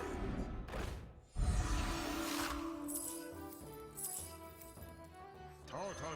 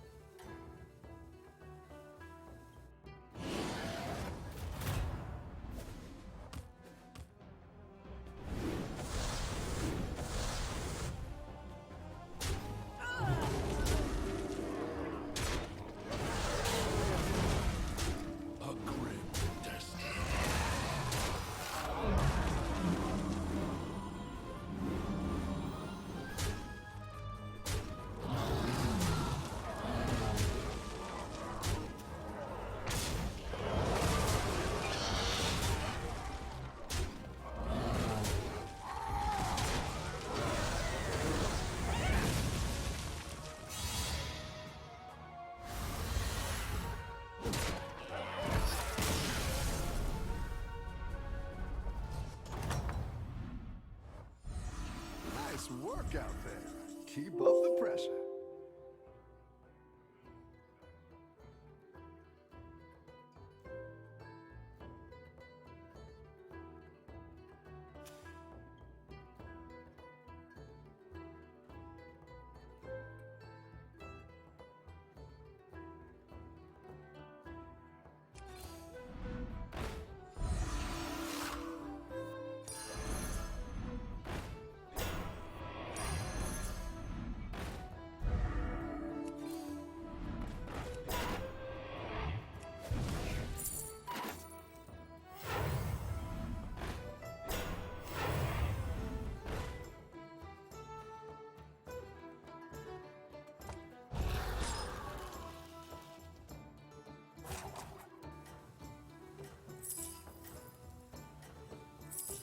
Who knows what secrets?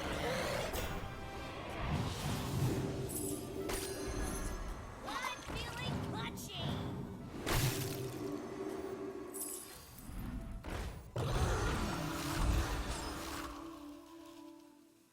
Let's see if you can stay on top.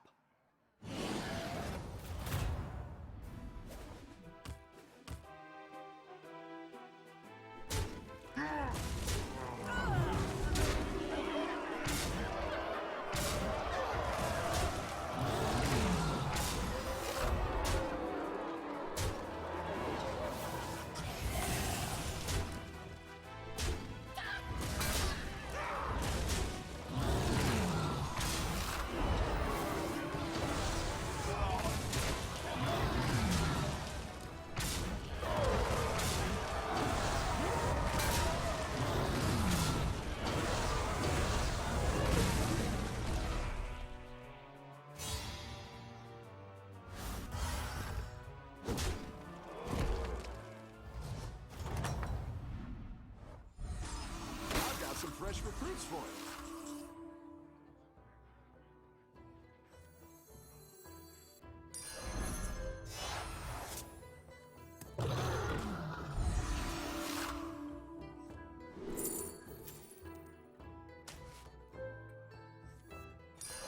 That one might make all the difference.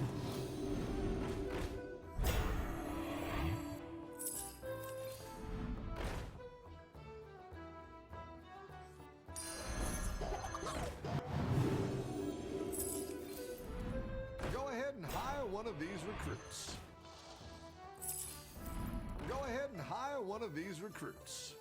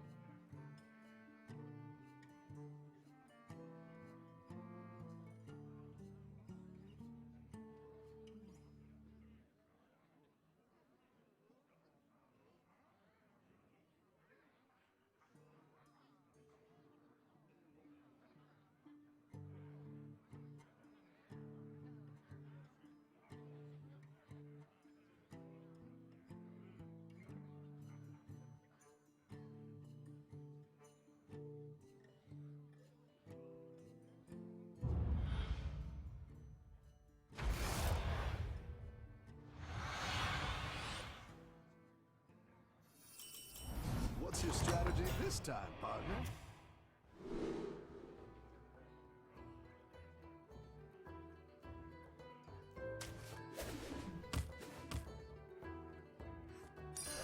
That one might make all the difference.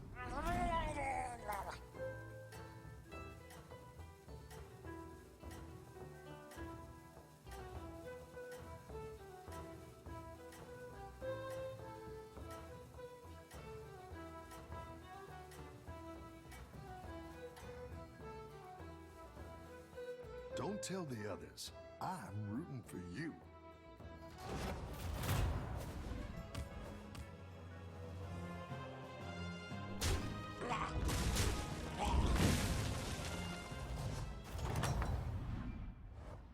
Rough battle. Pick yourself back up and turn it around.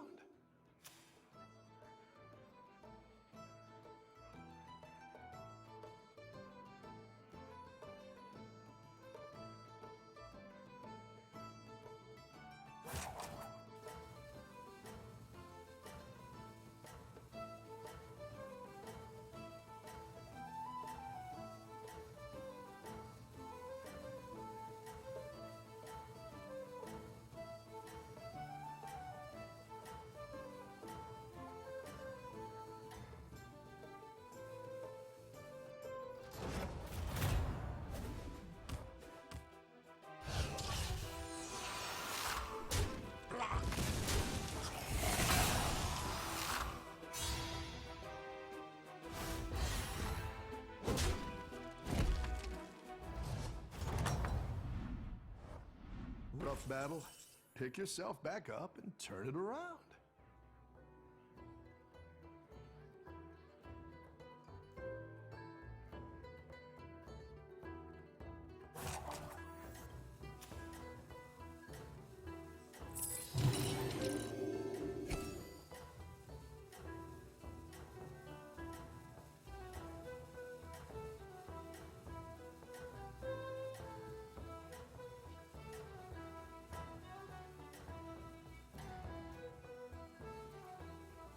I think you can win this thing.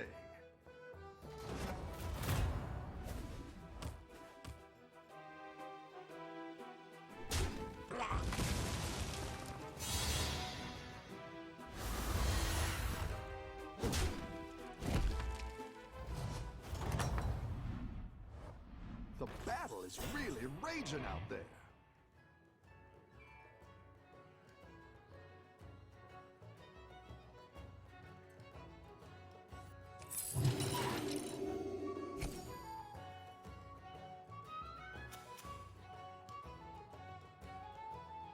Hundreds of avatars were lost.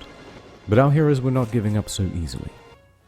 If they couldn't take the fight to Habbo, they would take it to the streets. Yeah. Yes, and what did they exactly tell you? To evacuate the pool? Okay, because of HIV, correct? That's correct. Alright. One of the standard procedures is we need HIV, correct? That's correct. Alright. You're doing great out there. One of the standard procedures is we need you to go ahead and put a sign outside the pool and tell them why it's closed. Right, we're doing that right now. Or what are you putting on the sign exactly? Because there are some due rules. to health and safety. Yeah, the pool's closed due to AIDS, actually. Do we have to specify AIDS? I mean. Yes. Okay. Pool closed due to AIDS. Yeah. Okay. And okay, so who's coming down here? And they're gonna test the water when they come down here? John Robertson. John Robertson from Castle, right? Yes. Okay, it's coming down here. Yes. Okay. Okay. Okay, thank you. Okay. Okay, so we just got an entire pool evacuated, and they now have a sign outside the pool saying pool closed due to AIDS. But just as the real-life campaign to shut down the pool was reaching its peak, a new challenger emerged. If the mods were trash mobs, she would be the final boss. Banned from a swimming pool. Tonight their grandmother is outraged. Trying to make sense of a sign. She never thought that after 50 years, her grandkids would be the target of such hate. But this is a sign that one woman who lives in this area didn't expect to see. Mary Alice says when this sign was up, the pool wasn't closed at all. And I tell myself it's just a bunch of racist, homophobic geeks. ridiculing me. But our heroes weren't about to take it lying down. They found her home phone number and made pleas to reason and logic. Mary Alice received several calls after she began telling her story. I have been sent from the future to close the pool. She would not listen. She knew how to make it all about her, and she knew how to play the media. This kind of stuff is old, and it's ugly, and it's tired, and it's time for it to be buried. According to some websites, this image is associated with a group of hackers who invaded a children's social networking site. Just an online inside joke. A joke is when two people laugh. I'm not laughing. She's not laughing. She was not laughing. I'm not laughing. She's not laughing. She was not laughing. During our interview, Altorfer learned of a second flyer at the pool. It's a picture of me with an afro. Police did collect it for prints. When they get tired of making fun of a grandma online, they will find something better to do. For months, she continued a campaign to keep the pool open. Fresh opponents. Are you ready? Right, we're doing that right. A sign. She never thought that after 50 At all. And I tell myself it's just a bunch of racist, homophobic geeks ridiculing me. But our heroes weren't about to take it lying down. They found her home phone number and made pleas to reason and logic. Mary Alice received several calls after she began telling her story. I have been sent from the future to close the pool. She would not listen. She knew how to make it all about her, and she knew how to play the media. This kind of stuff is old, and it's ugly, and it's tired. Associated with a joke.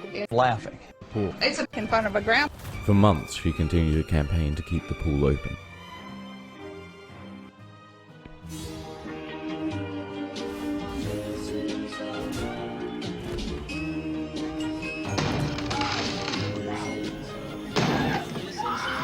Pool is closed due to AIDS.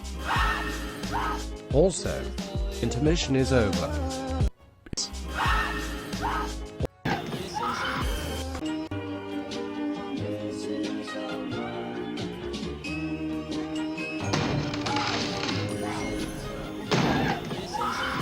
Pool is closed due to AIDS. Also, intermission is over. In 2009, our brothers prepared for another raid, but they didn't know it could be their last. The racist mods and devs had changed the rules. They allowed avatars to walk through each other. Nothing could ever be blocked again. What followed was a series of shitty raids, each more failed than the last, and the fail gave way to infighting. First there was a faction of skinheads who split away. Then the gingers decided to make their own group. Then there was total communist revolution. In 2010, things only got worse. And by 2011, it looked as though there would never be another successful raid again. These were the brothers' darkest days, and it was almost certain that the pools would remain open forever.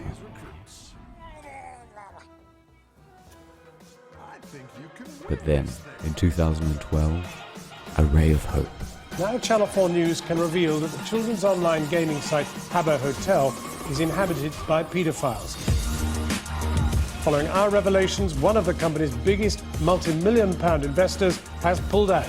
In one quick shift of fortune, it became possible that not just the pool, but the entire hotel could be closed indefinitely. It has been the best part of, 10 years that Habbo's been going on, and within a week, Channel 4 have managed to basically tear that down. Admins muted the whole game for a week. No one could talk to anyone, and the player base sank right through the floor. But the best part was, our brothers had reunified. The divisions of the past had been put to the side. They came together to kick Habbo while it was down, and they were coming prepared.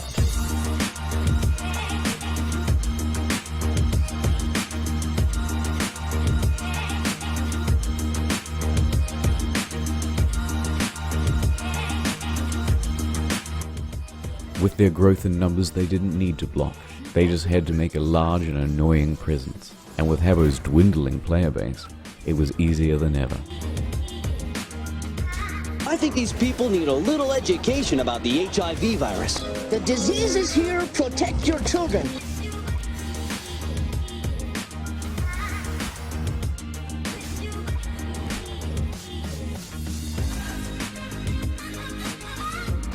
have HIV.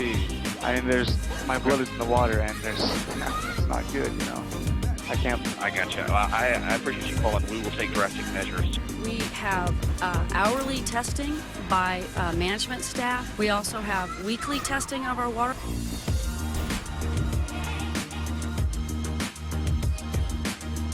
The pool is closed due to AIDS.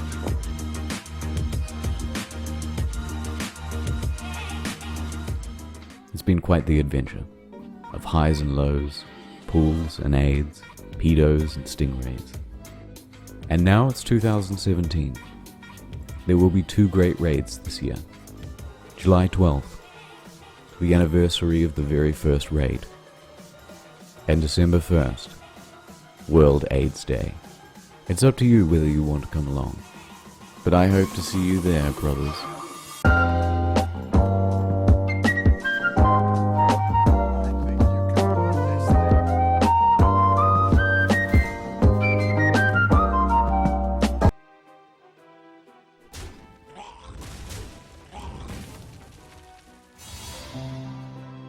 In March of 2013, a group of Tumblr users come up with a brilliant idea. DashCon, a convention specifically for and by Tumblr users. This is their story. DashCon, hosted at the Renaissance Marriott in Chicago. Only $65 for the weekend. Epic panel lineup. Welcome to Night Vale reading. LGBTQIP2SAA+. Massive ball pit. Steam-powered giraffe live show. The Baker Street Babes. And friendly memes? You bet. Expect 5,000 people. We'll see you there. Whoosh.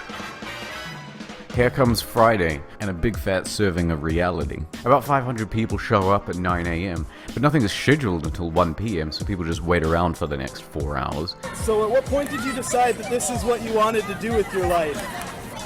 I did, it just kind of happened. The thug life chose you? Turns out Steam-powered giraffe cancelled months ago. Sorry. If you bought special tickets, no refunds though, lol. Check out the games room. 1 TV, 1 console, perfect for up to 7,000 people. Here's that ball pit you were looking forward to. Free Palestine! Death to Israel! Death to Israel! Free Palestine! Overall, it's a pretty fucking slow day. Okay, so you're dressed up as the Batman movie shooter. What made you choose this costume? What made you decide to dress up as the Prime Minister of Israel to this convention? They say dress for the job you want. Then by 9 PM, disaster strikes. The bill for the venue hasn't even been paid. The hotel wants it immediately or the doors will be shut and the convention is over. Unless everyone in this room can accumulate $17,000. Currently have a donation button on our website, and any little bit of like helps.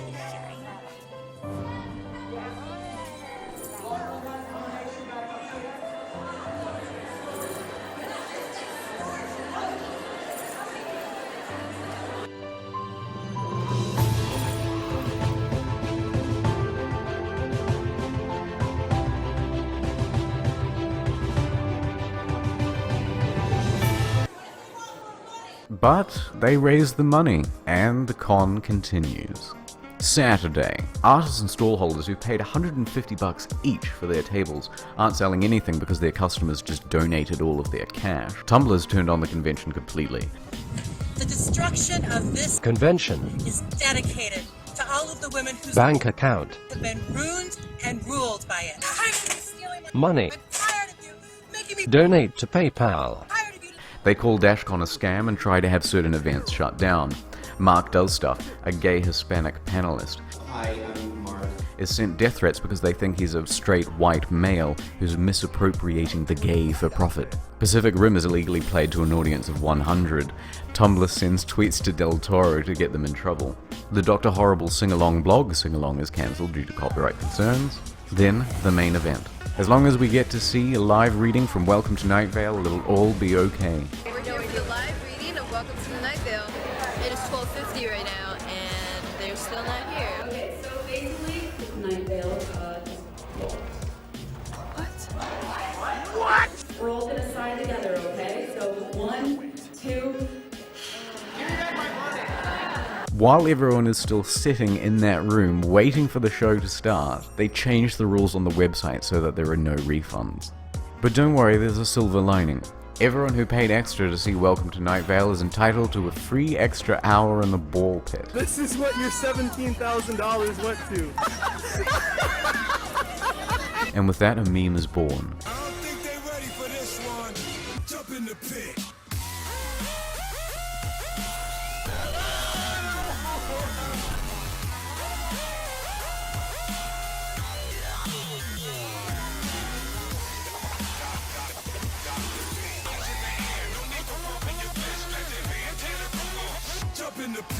By the early afternoon, the vendors pack up and leave. Some shitty panels happen. LGBT Q&A, where they gave us too small of a table and not enough chairs. So pansexual, polysexual, omnisexual, fluid. Because again, they don't have any cash, they're giving out free hotel mints as prizes. The teenage unpaid helpers, who are promised free meals, aren't given anything and go hungry. There's a full-on organizer meltdown. And Tumblr finds out that the main artwork used for the convention is in fact stolen copyright material. By the evening, the unthinkable happens.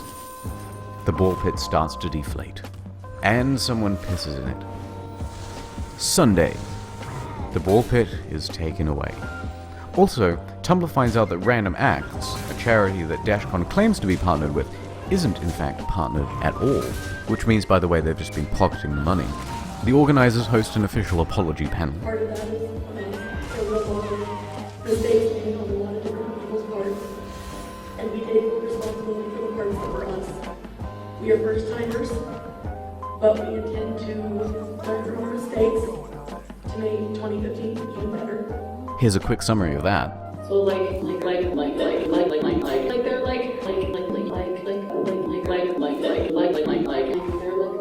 we'll tell them now. So I blame somebody, otherwise it's all my fault. Fuck that. And everything is closed by 1 p.m. Since Dashcon, there have been many rumors online that the whole thing was an out-and-out scam. So I did some detective work to see whether it was true. I think what I found proves that even if the staff didn't set out to scam people, they did opportunistically steal and lie. Prepare for some high-quality autism. Dashcon had a written agreement to pay $40,000 plus some change to the Renaissance Hotel Marriott. They paid $20,000 before the thing began, so they had a balance of $20,000 still remaining.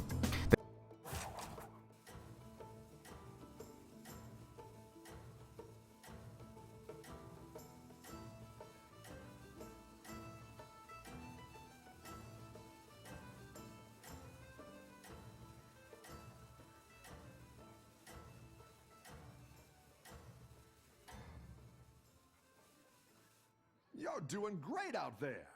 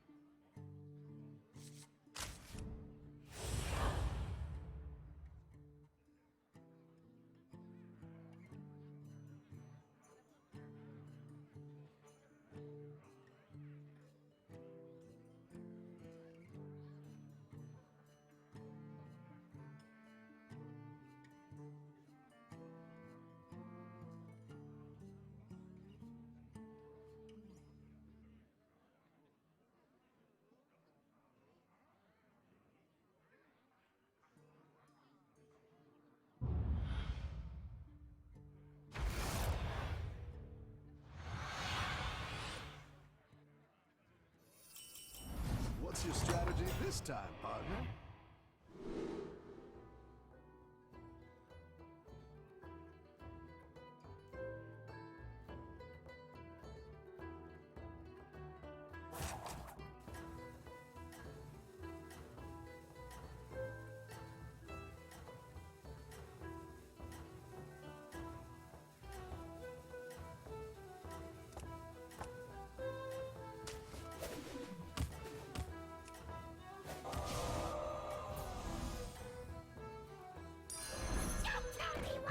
Don't tell the others.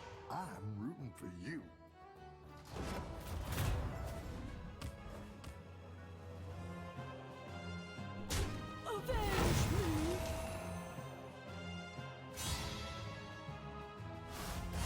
Your security.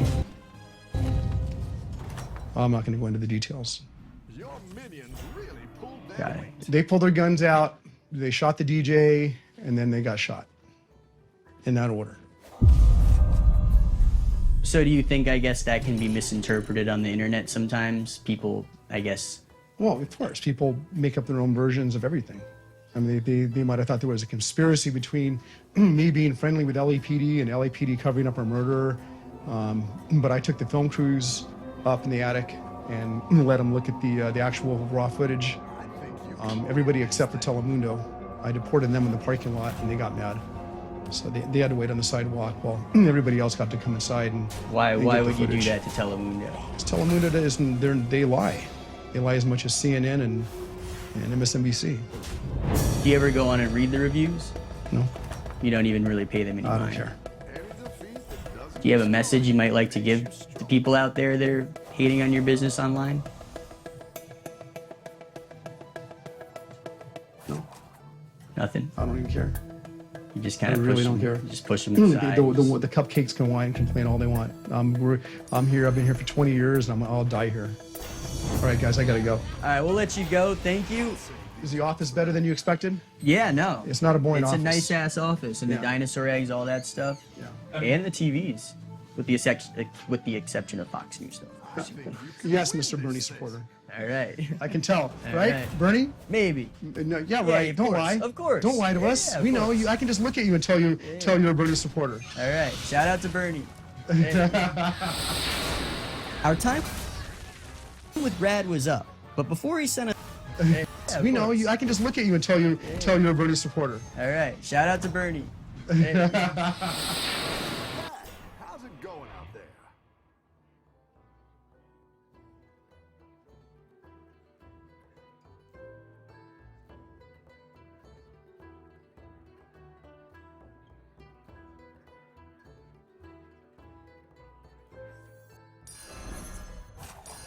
It's not the strongest, but it'll fight hard.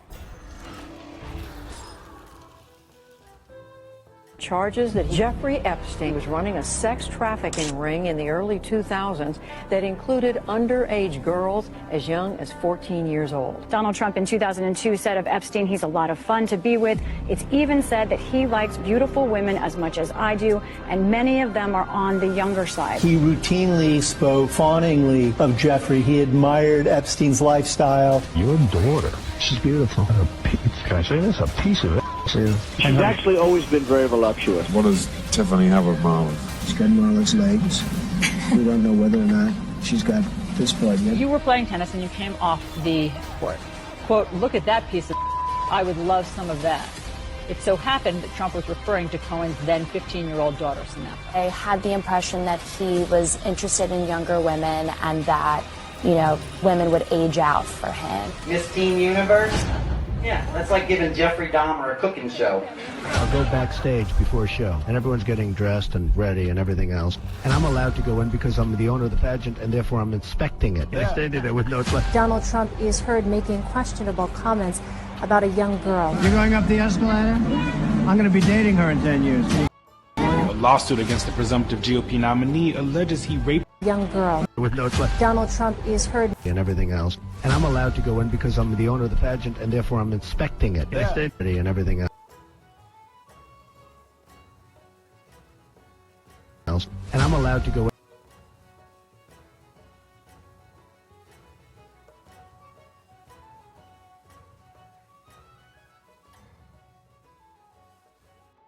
Because I'm the owner of the pageant, and therefore I'm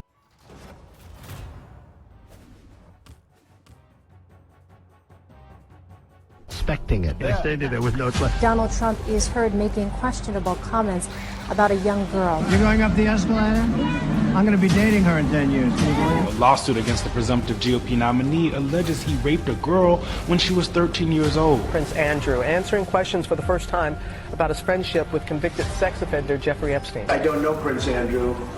Answering questions for the first time about his friendship with convicted sex offender Jeffrey Epstein. I don't know Prince Andrew, but it's a tough story. Trump has been photographed with Prince Andrew as far back as the year 2000. Ghislaine Maxwell is accused of helping Epstein sexually abuse underage girls. I've met her numerous times over the years, especially since I lived in Palm Beach, and I guess they lived in Palm Beach. But I wish her well. You know about sexual predators and things like that. I mean, you are one. All right, I was going to say that, but it's true.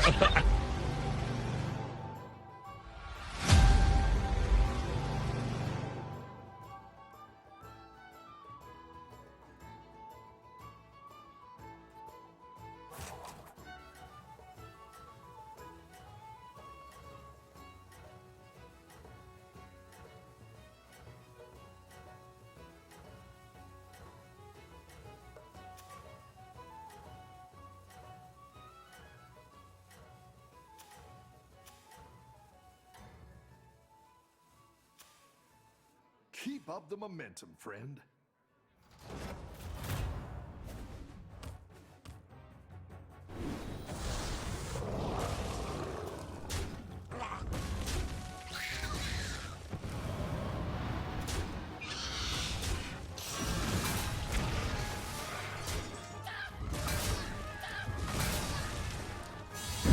Yo, I don't know, but everybody stopped to see the aliens. It says, that's what everybody said, bro. I don't know if that's true or not, but everybody blocked the highway. Say the aliens come to get us, I don't know.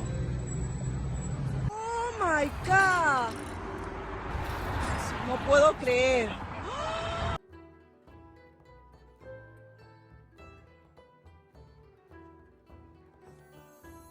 You're down a minion and up a gold.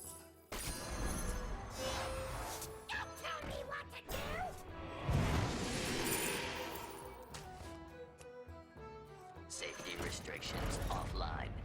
Harvesting servos engaged.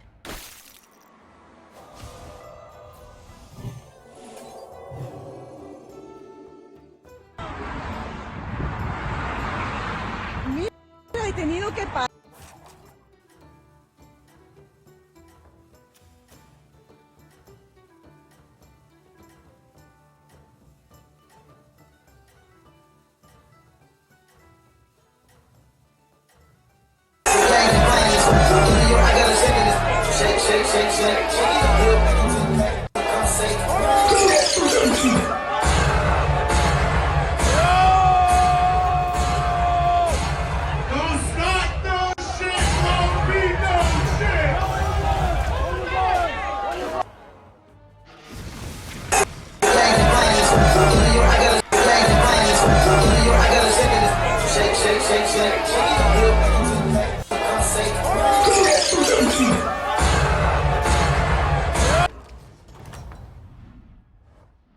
Nice work out there.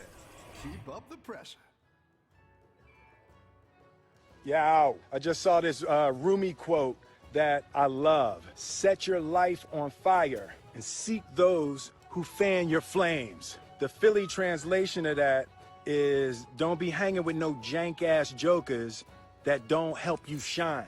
The prerequisite for spending time with any person is that they nourish and inspire you. They feed your flame. There's been very few times in my life that I looked left or looked right and didn't find a person who believed and supported me.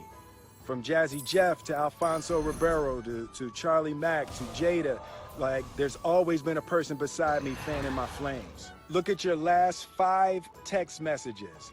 Are those people feeding your flames or dousing your fire? Put your phone down for just a second and look around. Look to the people around you. Are those people throwing logs on your fire or are they pissing on it? The people that you spend time with are gonna make or break your dreams. Everybody don't deserve to be around you. You gotta defend your light with your life. So who are the people in your life that are fanning your flames? Shout them out, tag them below.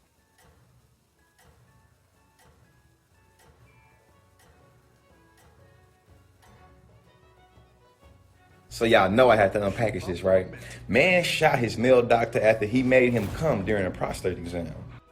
Story, I know masculinity can be so fragile that you can act out because you enjoy something you feel like society tells you ain't supposed to enjoy, right? Let's get into the content. A Florida man shot his doctor twice in the chest, close range, for giving him an orgasm during prostate exam.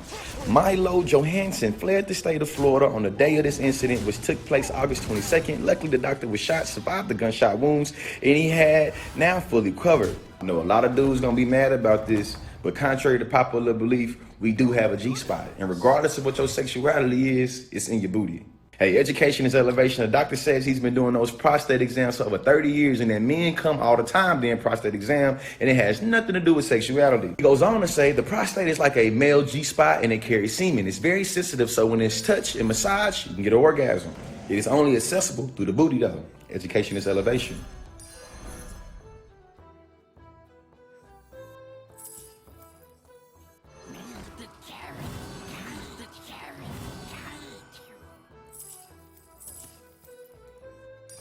A good tactical choice.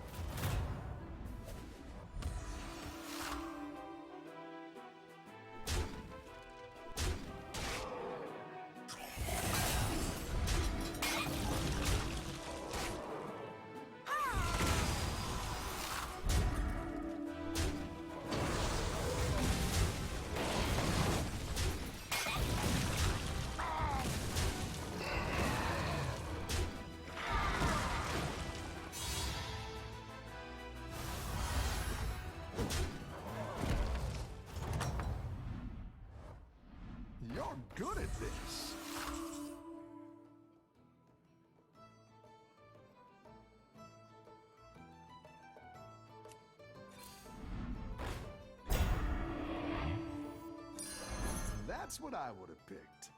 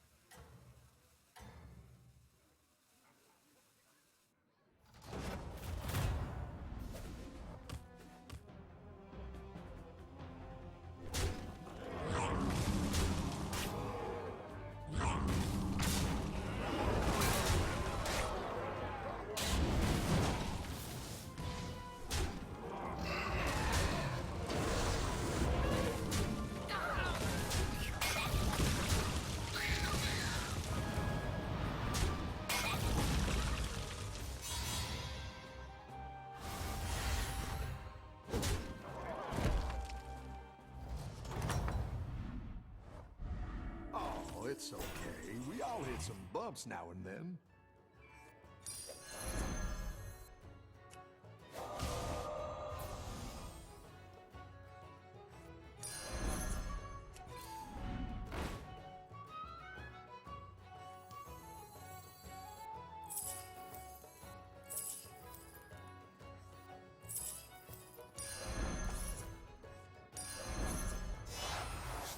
Trust in the light. Harness your rage.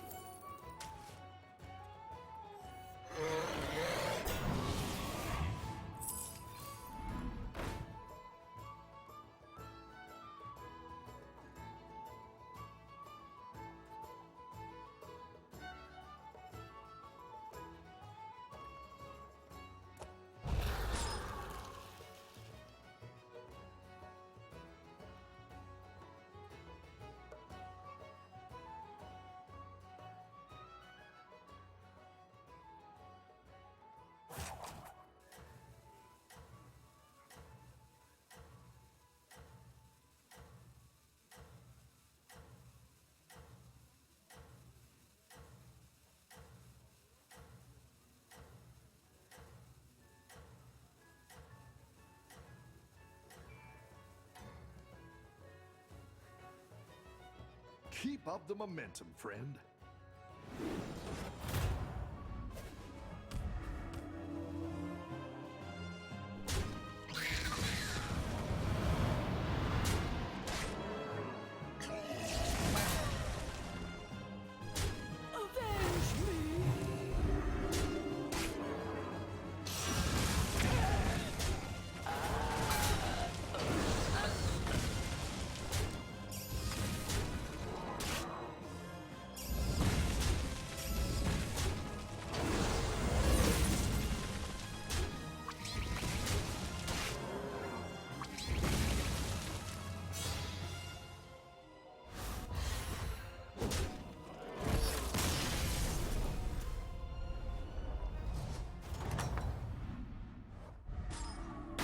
Good at this.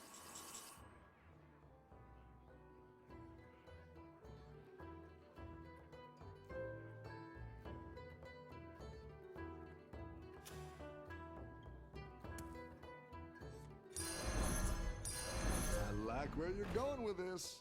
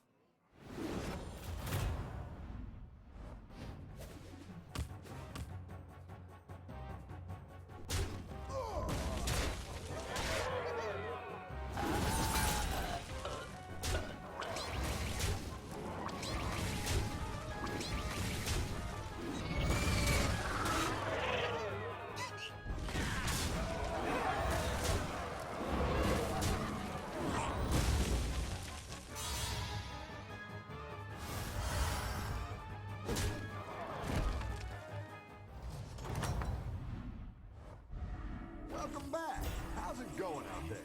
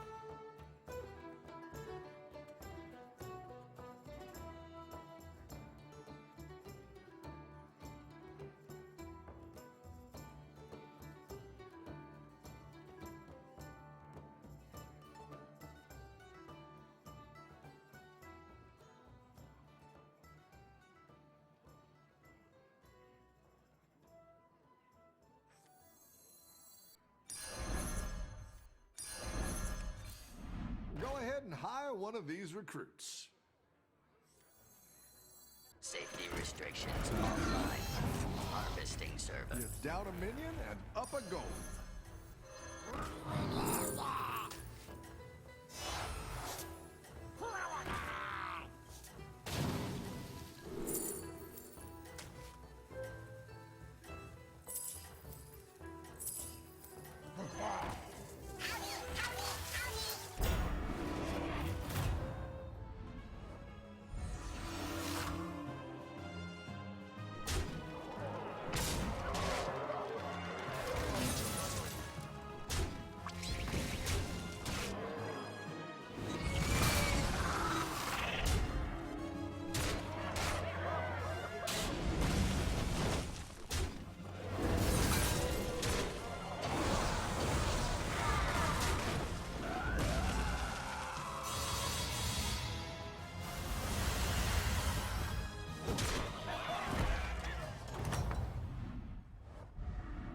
Nice work out there. Keep up the pressure.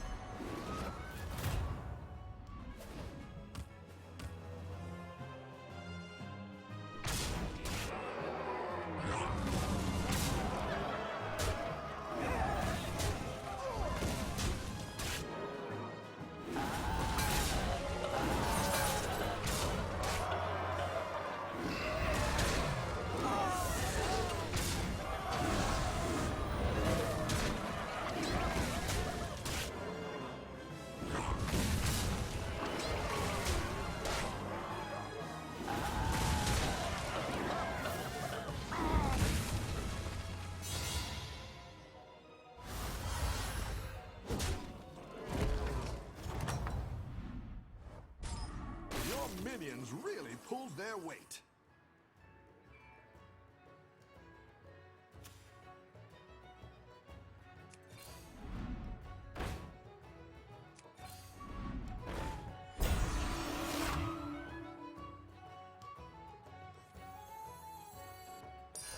I like where you're going with this.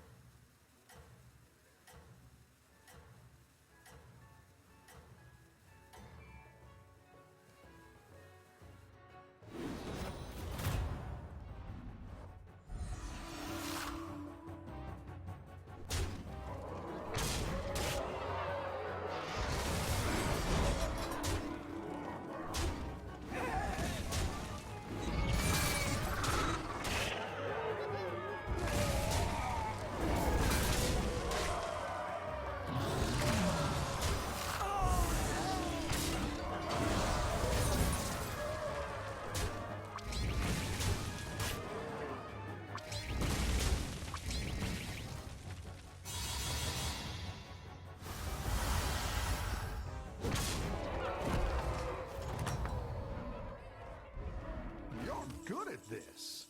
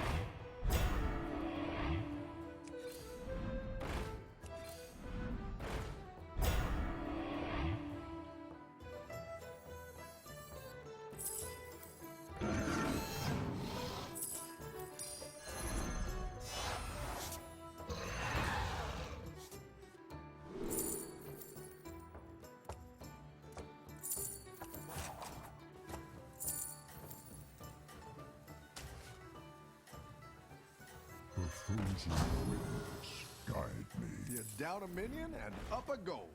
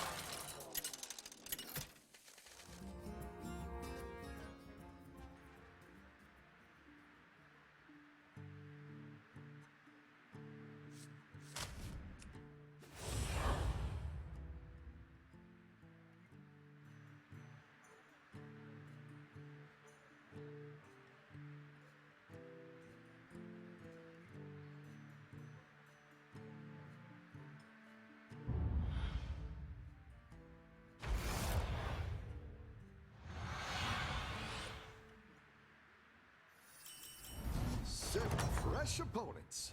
Are you ready? That one might make all the difference.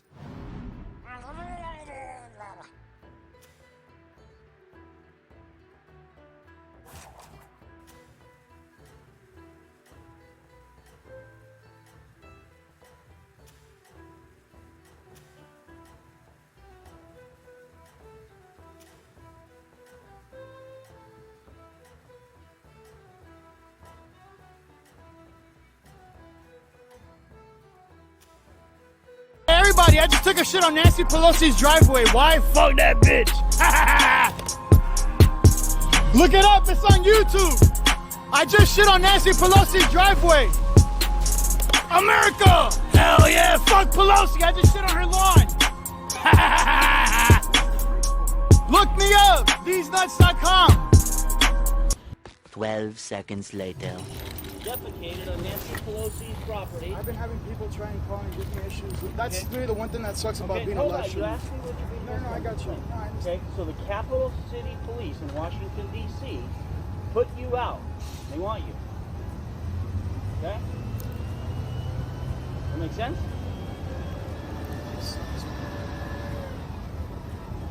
Understand me? I'm just asking, what have I done? Okay, I'm investigating right now a crime, so put your phone down. Take off your backpack.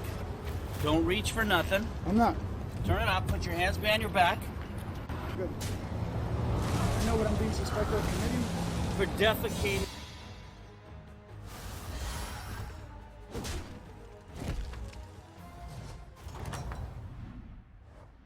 I've got some fresh recruits for you.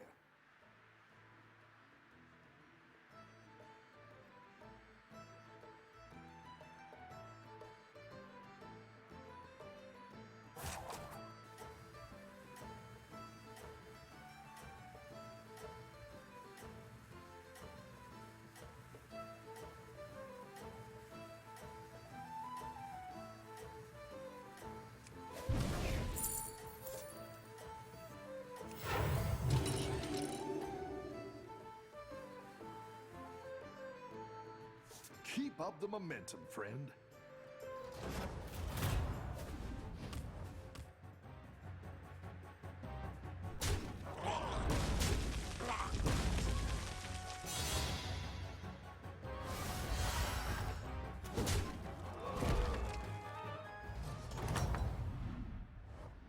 Rough battle.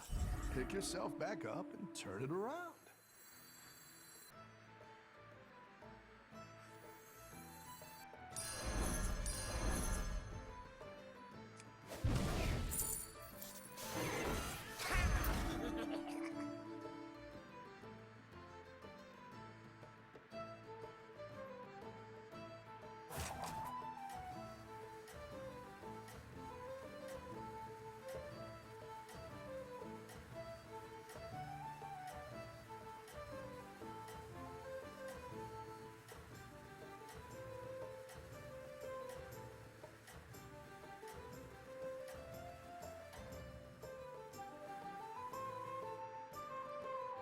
I think you can win this thing.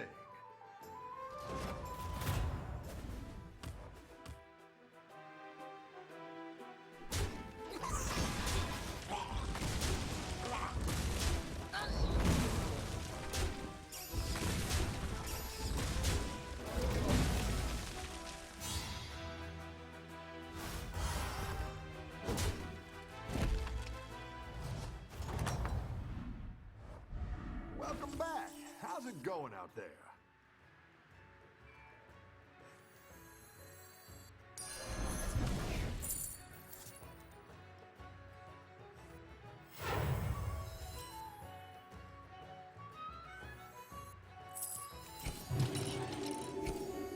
Need a drink?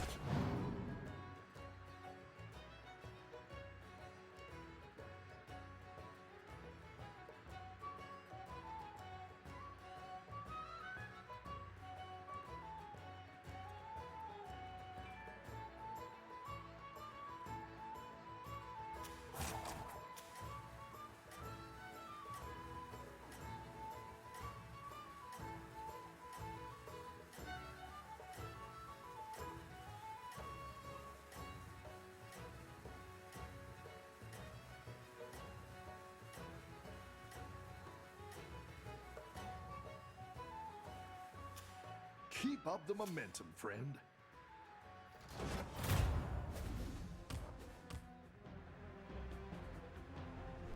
I still.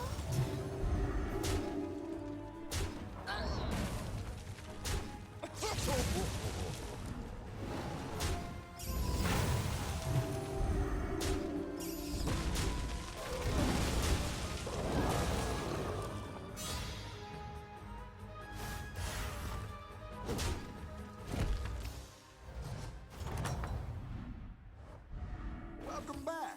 How's it going out there?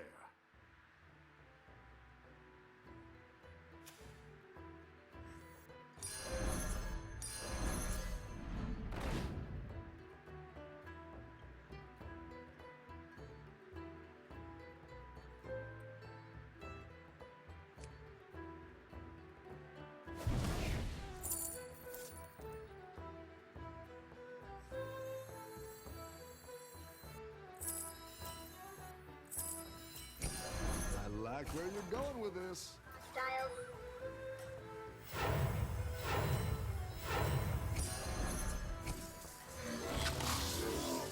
Defensive systems online.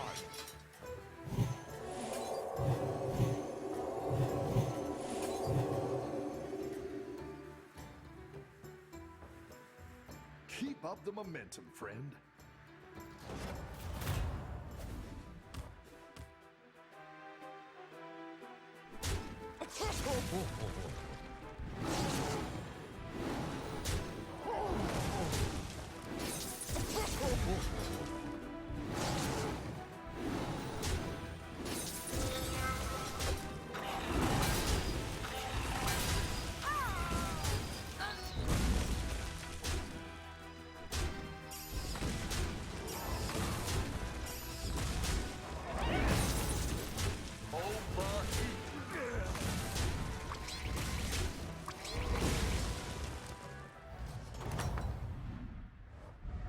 Welcome back. How's it going out there? I like where you're going with this.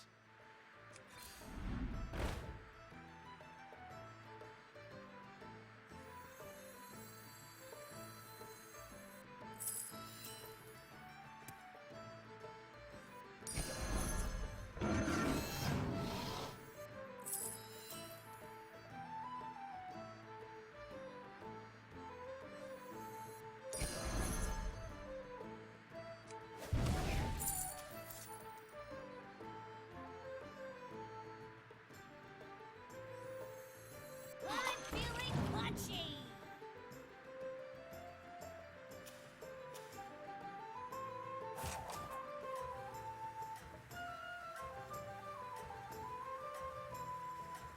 On a public official's property.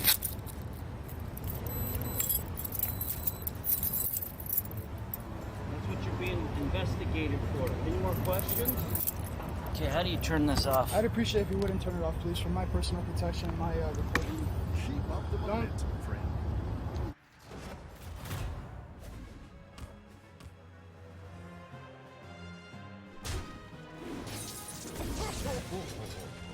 Hey, everybody, I just took a shit on Nancy Pelosi's driveway. Why? Fuck that bitch. Look it up. It's on YouTube. I just shit on Nancy Pelosi's driveway. America! Hell yeah! Fuck Pelosi! I just shit on her lawn! Look me up! TheseNuts.com. 12 seconds later. Defecated on Nancy Pelosi's property.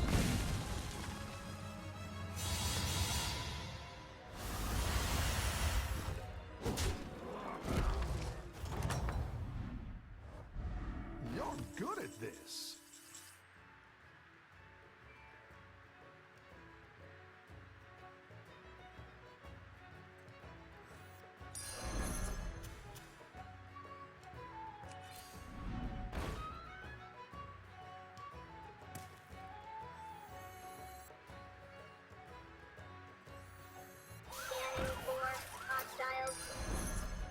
Defensive systems online.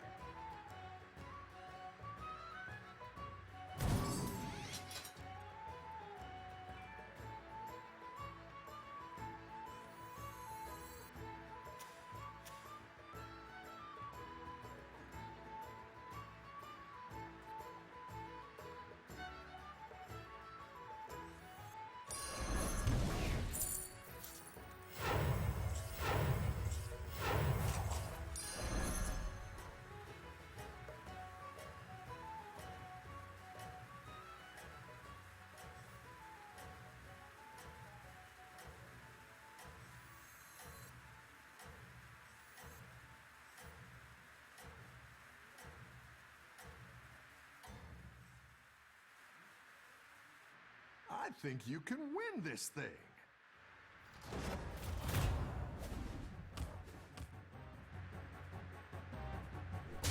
Avenge me!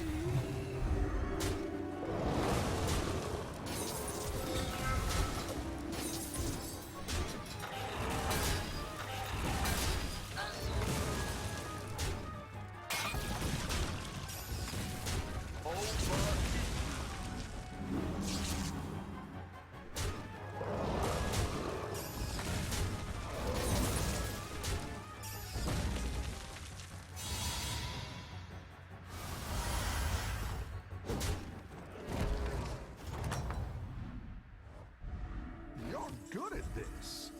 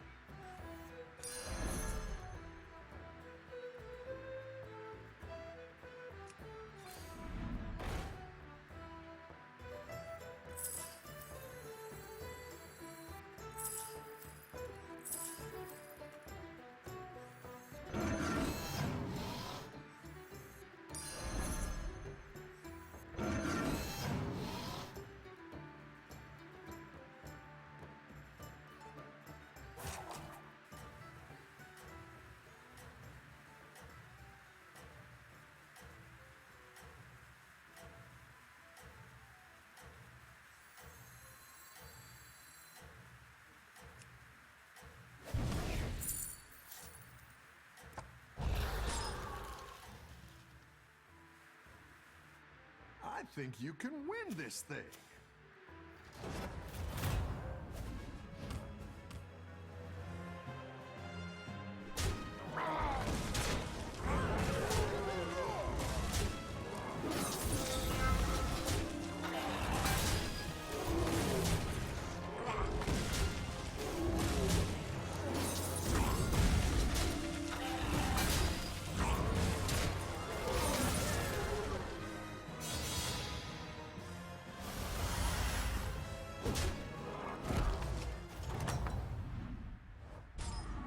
Nice work out there.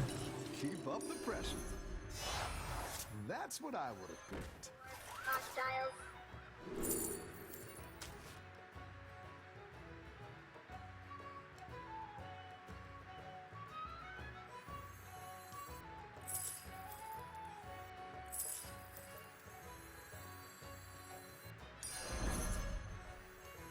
Useful things, eager to share.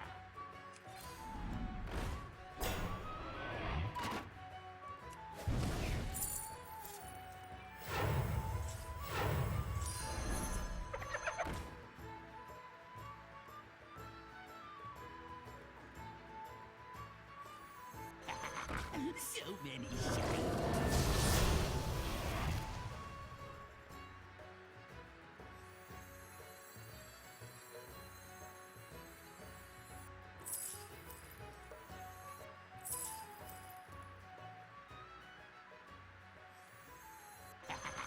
So many shinies.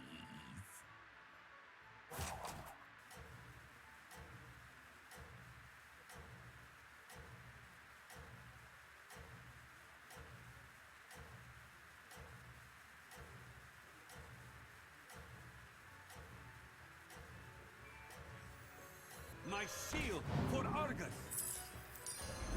Need a drink? I think you can win this thing.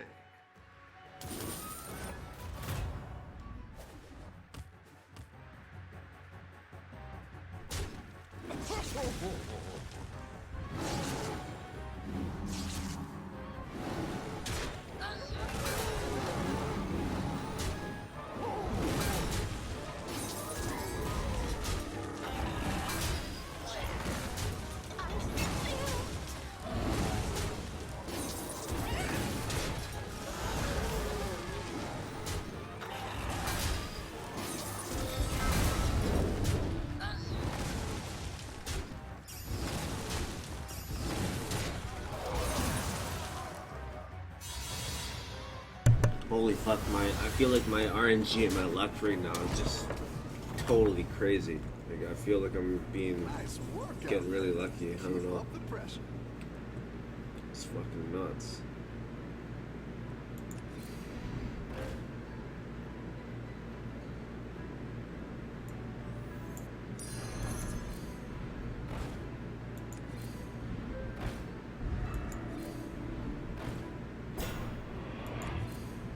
Go ahead and hire one of these recruits.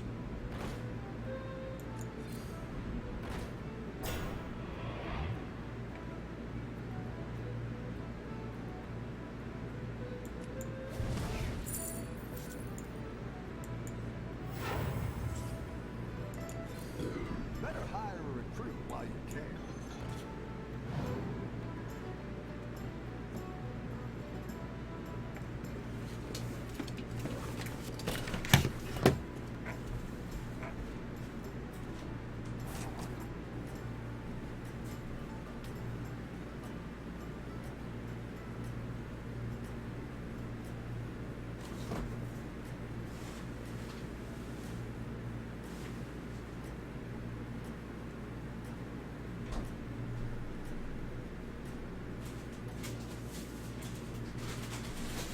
You're doing great out there.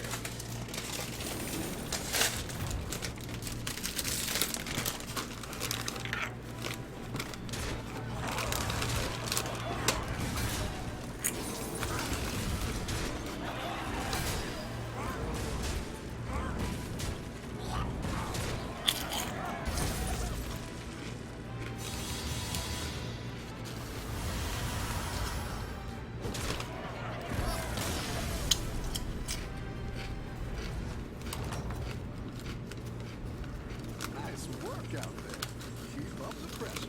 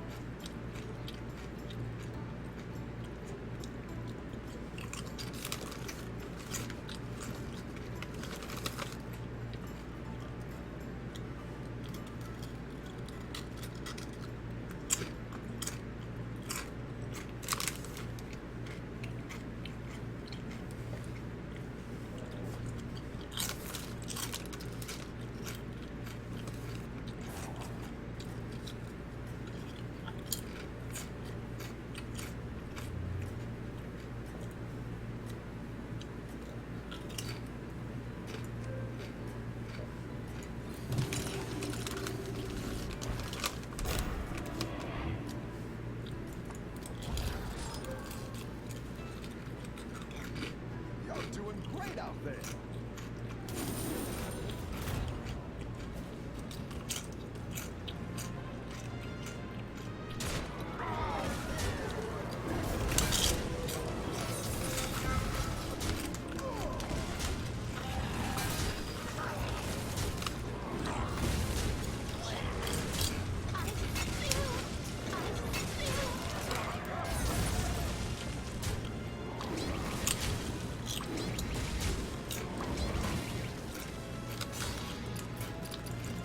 Fuck off.